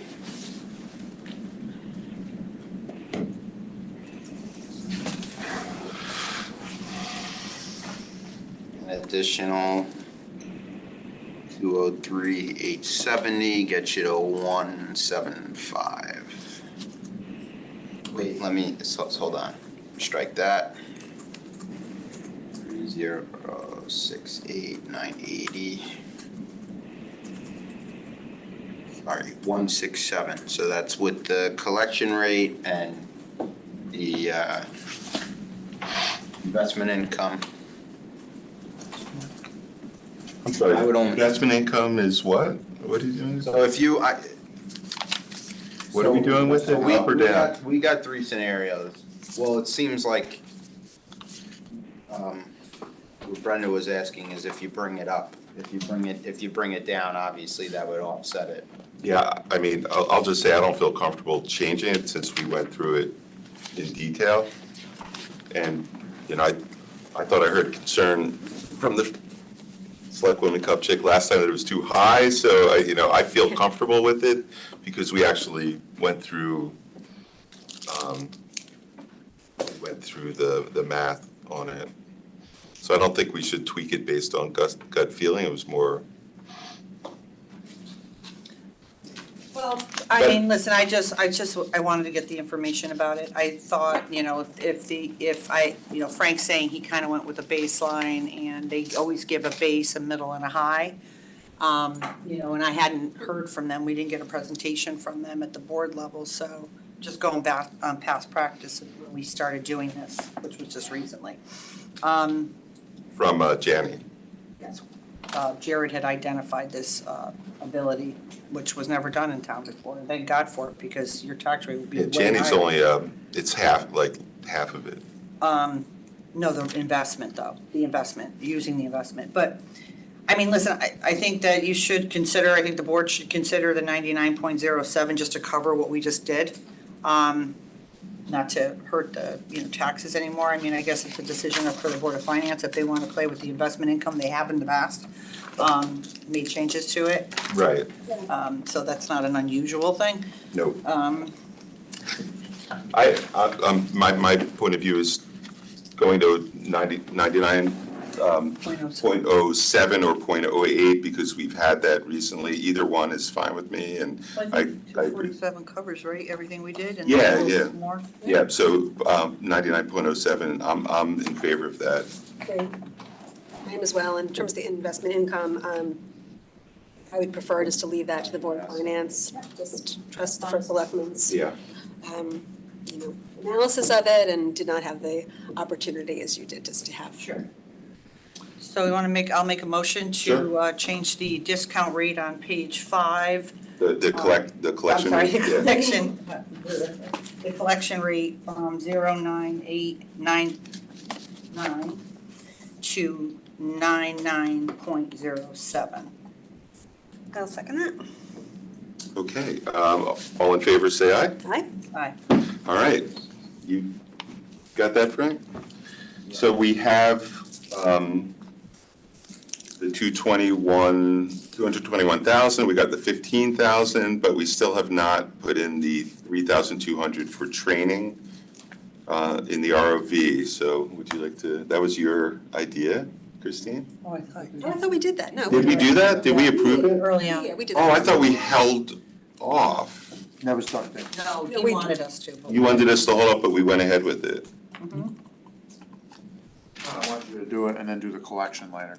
That was- Just, approved. You did the vote. We did the vote to Took the vote. put it, and then. Yeah, and then you Okay. do the collections. Fantastic, then we're done on that. Any other comments or any other line items?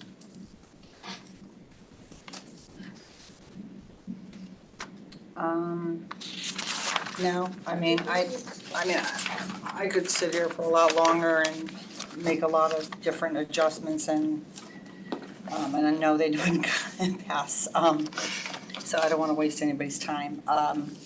I appreciate making some of these changes for the Board of Ed, and some of the collection stuff, but I do still feel like, that this budget is too high. I think 1.81 is too high. I think there were other areas that we could have found savings in, and I made the motion that I didn't think that the additional staff, the $93,000, 30-hour week staff was appropriate. And and listen, I like some parts of this, but I think there could have been more savings. I think our residents are still coming off not coming off, still dealing with inflation. And I just listened to somebody on the radio talk today, the average citizen, they base their thoughts about inflation by how much a dozen eggs costs. And that was evidenced by the fact that the other day I was in the store and I was looking at a dozen eggs, and an old elderly woman had asked me what I was paying for this brand of egg, because I like to eat eggs, and so I hire a quality egg. And she was talking about how expensive it was and that she wasn't buying eggs anymore. And it struck me as I was walking out of the grocery store that this woman's not buying eggs anymore.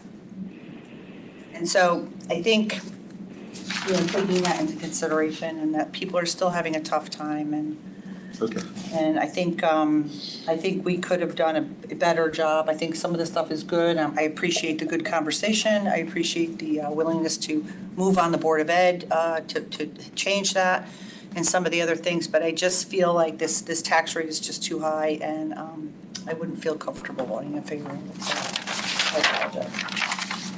Okay, so this is actually item number 6. But we have to go back and do item number 3, 4, and 5. But I believe we would, I believe we have to actually vote on 3, 4, and 5 first in order to vote on 6. So So, you also, although you've got a series of amendments all over the, yes, so you sort of took it out of. So item number 3, to consider and act upon the proposed revenues and expenditures in the amount of $10,232,994 for the Water Pollution Control Authority for the fiscal year of July 1st, 2024 through June 30th, 2025. May I have a motion? So moved. Yeah. Yep, second. Okay. Any discussion on this item? I guess technically. Could I ask you, Christine, what portion of this is what, are they not changing the sewer rate, or what's going on with that? I didn't really pay attention to it, looking at the book. Like what the. They don't set the rate until after the fiscal year begins, Okay. so. Because I heard some rumors that people said that they were talking about raising it a lot, and obviously. I mean, Yeah, That's there's scary. not been discussion of Okay. that. Okay. All right, so this is I think just some people are saying that because of the capital needs, but 251, And WPCA starts on 250. 1 or 9? 251 for revenue, and 252 for expense.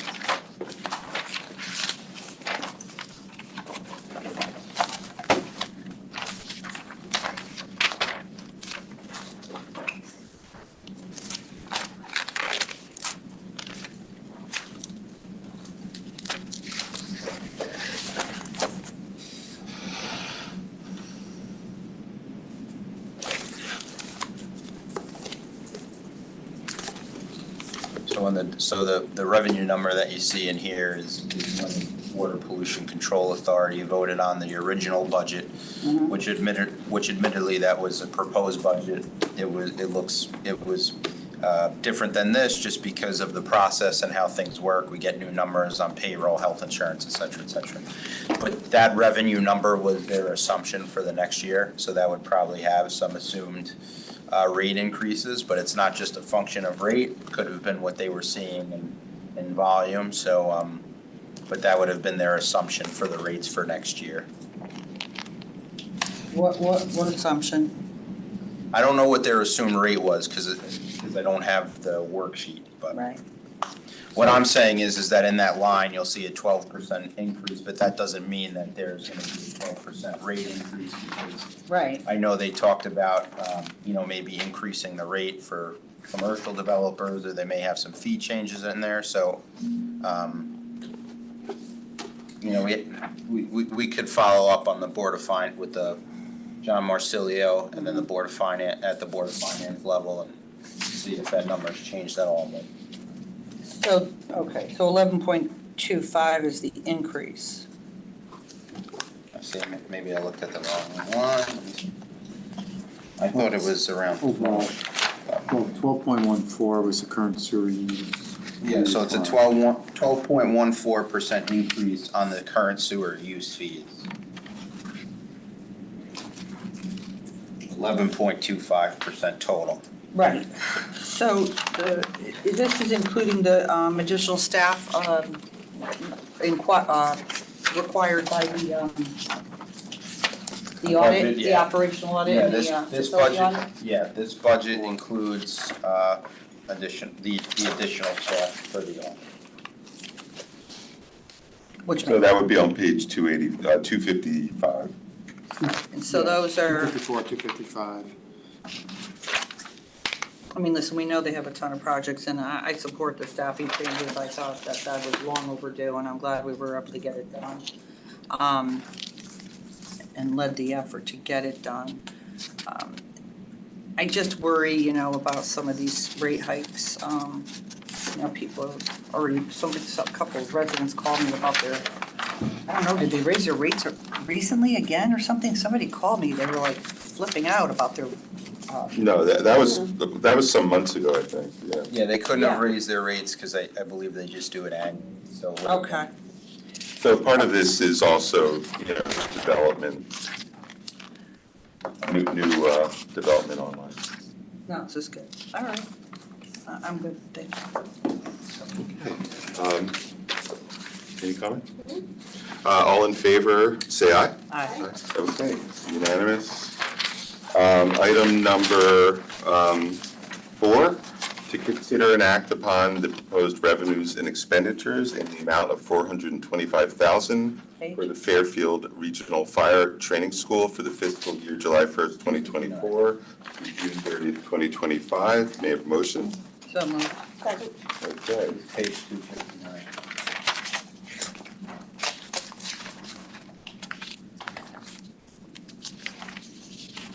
Any questions? Yeah, we didn't talk about this too much. It is a kind of a. Oh, no, you know what, I'm sorry, I told everybody the wrong page. Oh, that's the regional. It's 265. Regional, 265? Yeah, 265, you said 420, you're talking about the regional fire school, right? Right. oh, the Regional Fire School, yeah, So sorry, this wrong is page. 30%, it's kind of a big amount.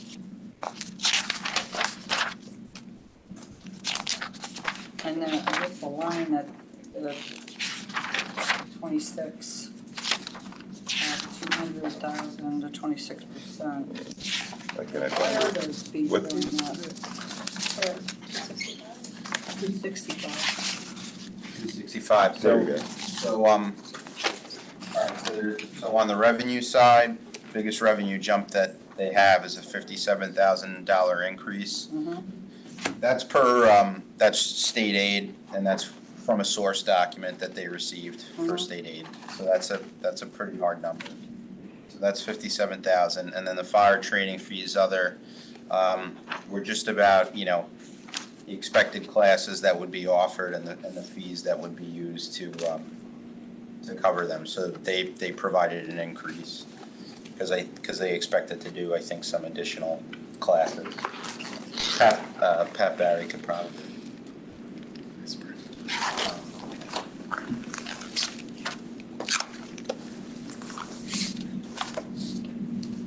jump of 30% on page 66. Yeah, I'm gonna ask a question. Where's that, where's that, this jump here, fees and professional services. Yeah, the fees and professional services is offset by a decrease in the instructor payroll. The big thing here, and I had referenced it in our original meeting, but Yep. you know, the revenues have to equal your expenses in these budgets. So in capital, you'll see about 75,231. There's two capital lines. So I'm looking at page 266, third row from the bottom. Capital, you're gonna see 75,231. Yep. When the fire school gave me this budget, it had about $425,000 in revenue, and whatever 425 less that 75,231 is. So that 75,231 is kind of like a plug to have you balance the budget. The complicated factor, I guess you could say here, is something to do with the rate. Great. With something regarding FLSA and the rate that instructors are paid that work for our department. So originally at our meeting, I said that I would probably take this out and true it up a little bit, but we don't have the increase in what their rate could be, so I think it's fine to keep this number in here for now, 75,231, because I project that depending on what happens, and I'm speaking very vaguely about it because it's something that's still going on between the union and human resources. But the 75,231 in there could end up getting transferred into either the regular payroll or part-time payroll or some overtime line in here for fire school instructors. So that's just we have our own firefighters that teach classes at the regional fire school. Yeah. And so this 75,000 could come to fruition depending on what human resources and the union agree on as a rate for the firefighters instructing those classes. So there's a little bit of a question mark surrounding this, but I did run a calculation, and that 75,000 is close to what I expected the additional payroll to be. Of course, that changes if you offer more classes, but then if they offered more classes, there'd also be more revenue. So that's really what's contributing to this. You're going from maybe $25 an hour paying a firefighter to whatever their overtime rate is, which could be substantially more. It would be a lot substantially more. But it's during working hours, right? No, Probably. this is done off shift, and we cannot pay them at a different rate for the same task under FLSA, even though for the past few years we have been. So we are working with the union and HR to fix that. But one of the benefits of having the training school in Fairfield was so that we could train and be able to like here and not have to be 2 hours away. Correct. Training facility, so that benefits us in the end.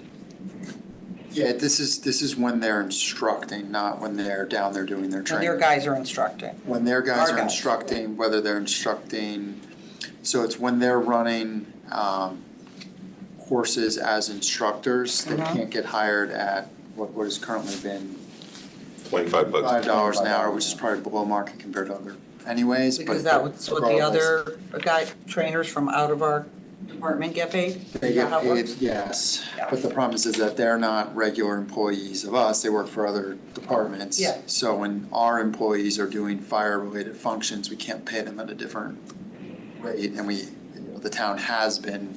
So moving forward, they're going to need to be paid at their overtime rate, because it's outside of their normal allocation of shift hours. Everything they do outside of their normal shift work hits the OT figure. So this covers that we're gonna be having to make that change at the beginning. That would have a huge impact on the budget. Well, it may not, depending on how the change is made. It'll have a huge impact on, hopefully not on the net, but it'll shift things around. We may have to, Yeah, we're still evaluating, but we do expect that this 75 is gonna, you know, shoot up from that, so. We didn't move it into the line, yet, in that, we had anticipated hopefully doing it for the finance level once we had, evaluated that. So we're still running numbers as to what that is. How many of our people actually are trainers there? Because maybe that's the. And I'd have to get that from Pat.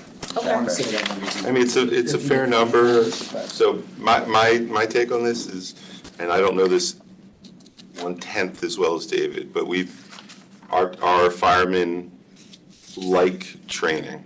There are some firemen that view this as very important in their careers.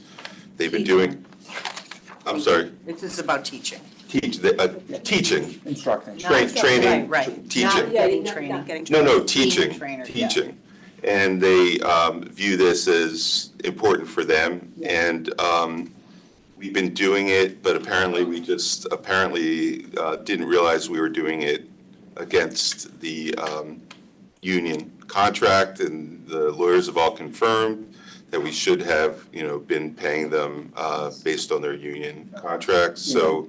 FLSA. I mean, FLS. even if you wanted to bargain for them to do it at a different rate, if you look at. Yeah, that we couldn't. Regs, then they need to be So- doing their function. So now that we've realized that that's the case, we have to make an adjustment, and we're just not yet sure how that's going to flow through in terms of, are we going to try to teach more courses or raise fees and all that kind of stuff. But yeah, we do have to continue the school, make sure that it works, and make sure that we don't lose money. And it does tie, if you look at their capital requests on page 268. They have some requests in there that are geared towards additional revenue generation, so I think, we'll be, I think they're continually, which is good to see, is the continuous thought of how we could, use the school more to the advantage of our firefighters, but how we could also provide additional training and raise additional revenue. So there's, the technical rescue tower. I mean, listen, it goes back to having a broader discussion. It would have been good if the chief was here, but a broader discussion if we need to if we should think about regionalizing like the other ones.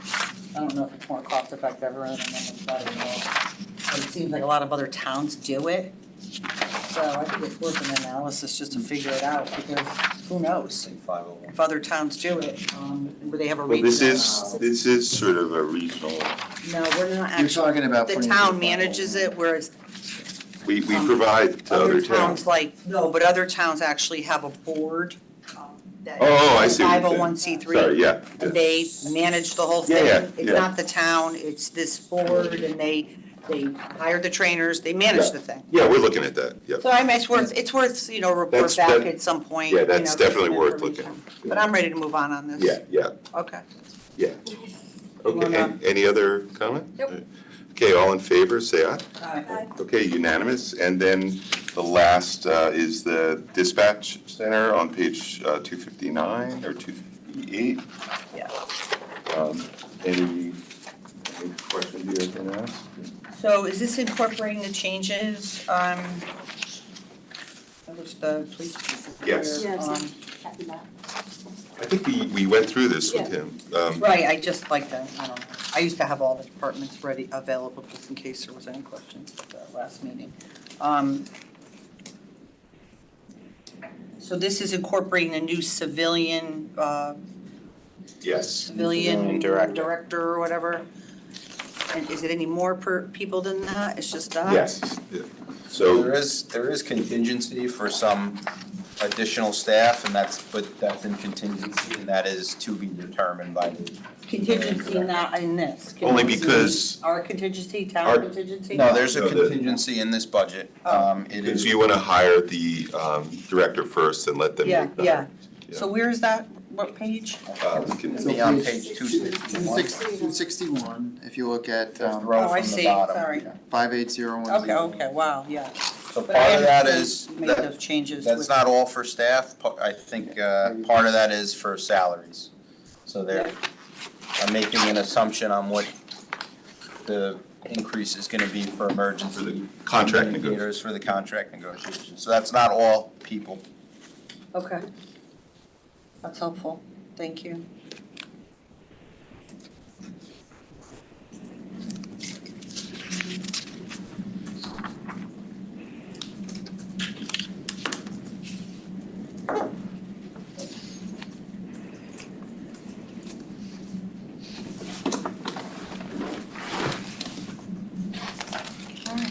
I don't have any further. Good. Thank you very much. All right, ready to vote? Yep. All in favor, say aye. Oh, yeah, didn't Oh, did we? we have a motion? Oh, maybe. No, we need a motion, right? Oh, we just moved to it. May I have a motion to approve the, here we are. Consider and act upon proposed revenues and appropriations in the amount of $3,959,441 for the Fairfield County Regional Dispatch Center for the fiscal year of July 1st, 2024 through June 30th, 2025. So moved. Second, Okay, we discussed. we discussed, so all in favor, say aye. Aye. Unanimous? Very good. Okay, then going to back to item number 6, to consider and act upon proposed revenues and appropriations in the amount of, now, we're gonna have to Yeah, let me read. amend this.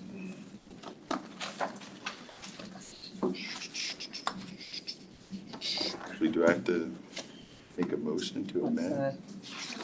Yeah, what you were saying before. You've sat through a lot of these. No, thank you. That's awesome.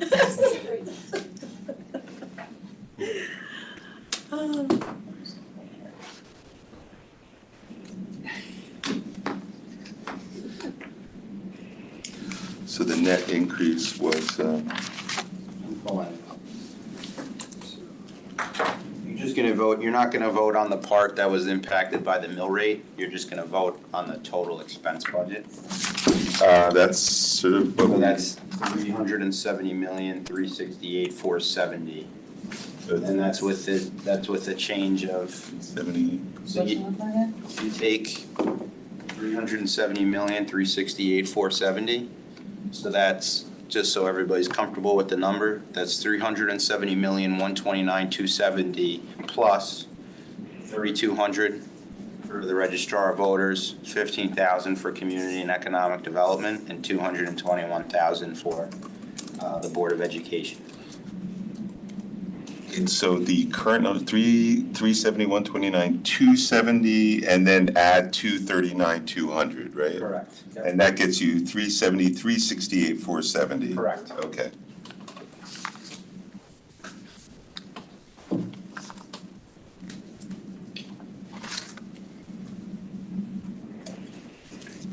Okay, I'm going to motion to amend item number 6 to consider and act upon proposed revenues and appropriations in the amount of $370,368,470 for the general fund for the fiscal year of July 1st, 2024 through June 30th, 2025. Second, Mm-hmm. Okay, any discussion? Just my prior comments, I know I took them out of order, I apologize for that earlier.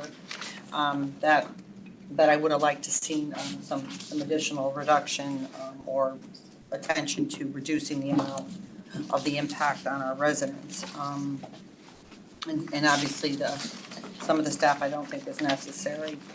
And tightening our belt just a little bit more to try to help our residents who are dealing with inflation. So I won't be supporting the final budget proposal today. I'd just like to, or would you like to speak for, yeah? I will be supporting the budget. I thank my fellow board members for the conversation. I appreciate the changes that we made today.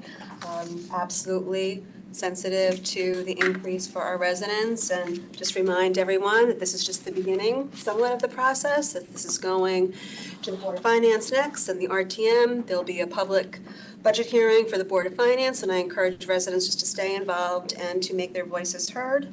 but I do think this budget does, provide the necessary services that our residents have come to expect and need, and bring new families and new businesses to town. So I'm looking forward to seeing the process move forward and the good work that we're going to do by moving this forward, and appreciate the conversation. Thank you. And I would like, I'm going to support my budget with the amendments, which I was happy to make, and thank you for those. The spending increase this year is below the prior 3-year average. It's right in line with the prior 2-year average. The amount of taxes that we're raising in dollar terms, the growth rate in that is below the recent, every year in the recent 4 years. The reason the mill rate increase is higher is because our grand list didn't grow. So our grand list grew, or at least the estimate of the grand list growth is only 0.37% this year versus 4.35% in 2022, 2.02% in 2023, 1.22% in 2024. Had we had prior years' grand list growth this year, we would have had a mill rate increase that would have been lower than last year. So hopefully our grand list will grow again, and we'll be able to spread these tax increases amongst new developments and more valuable, greater value. But I would like everyone to keep in mind that this 1.81% is significantly below the inflation rate, which sort of used to be sort of a measure of a benchmark, at least one benchmark against how we looked at whether a mill rate increase was appropriate or not. And I think we did a really nice job with this budget this year. Any other comments? No, just thank you to the Finance Department and all of the department heads and members of the Board of Education, the Superintendent of Schools for their work, throughout the year, but particularly in advance of preparing this budget. I echo those comments. Our department heads work very hard, and I hope that in the future that the Board of Finance will and Mr. First Selectman will work on joint meetings, which I was trying to do because I felt like it was Groundhog Day, because the meetings are the same, and it's a taxing on our department heads to the same thing over and over and over, and they could be doing more productive things, managing their work. And I think it's easier for the community to follow along a budget process that isn't like 100 days long, and it's just people don't want to sit and watch all these meetings. And I think it used to be in the past where the Board of Finance and Board of Selectmen used to do joint meetings, and I thought it worked really well, and I think it was more productive for everyone involved, especially our viewing public doesn't want to watch 100 hours of meetings. But at any rate, hopefully someday that'll be able to happen. And Thank you. So I really would like to, Frank, thank you very much for all your hard work and on weekends. Frank is with amazing. With the youngin at home. Very smart. And David Becker has done a tremendous job on this. And thanks for jumping in and helping out. Okay. Ready? Yes. All in favor say aye. Aye. Opposed? Okay, 2-1, the budget passes. Thank you, everyone. Thanks for staying on through the whole affair, and anyone who participated, really appreciate it. See you at the Board of Finance.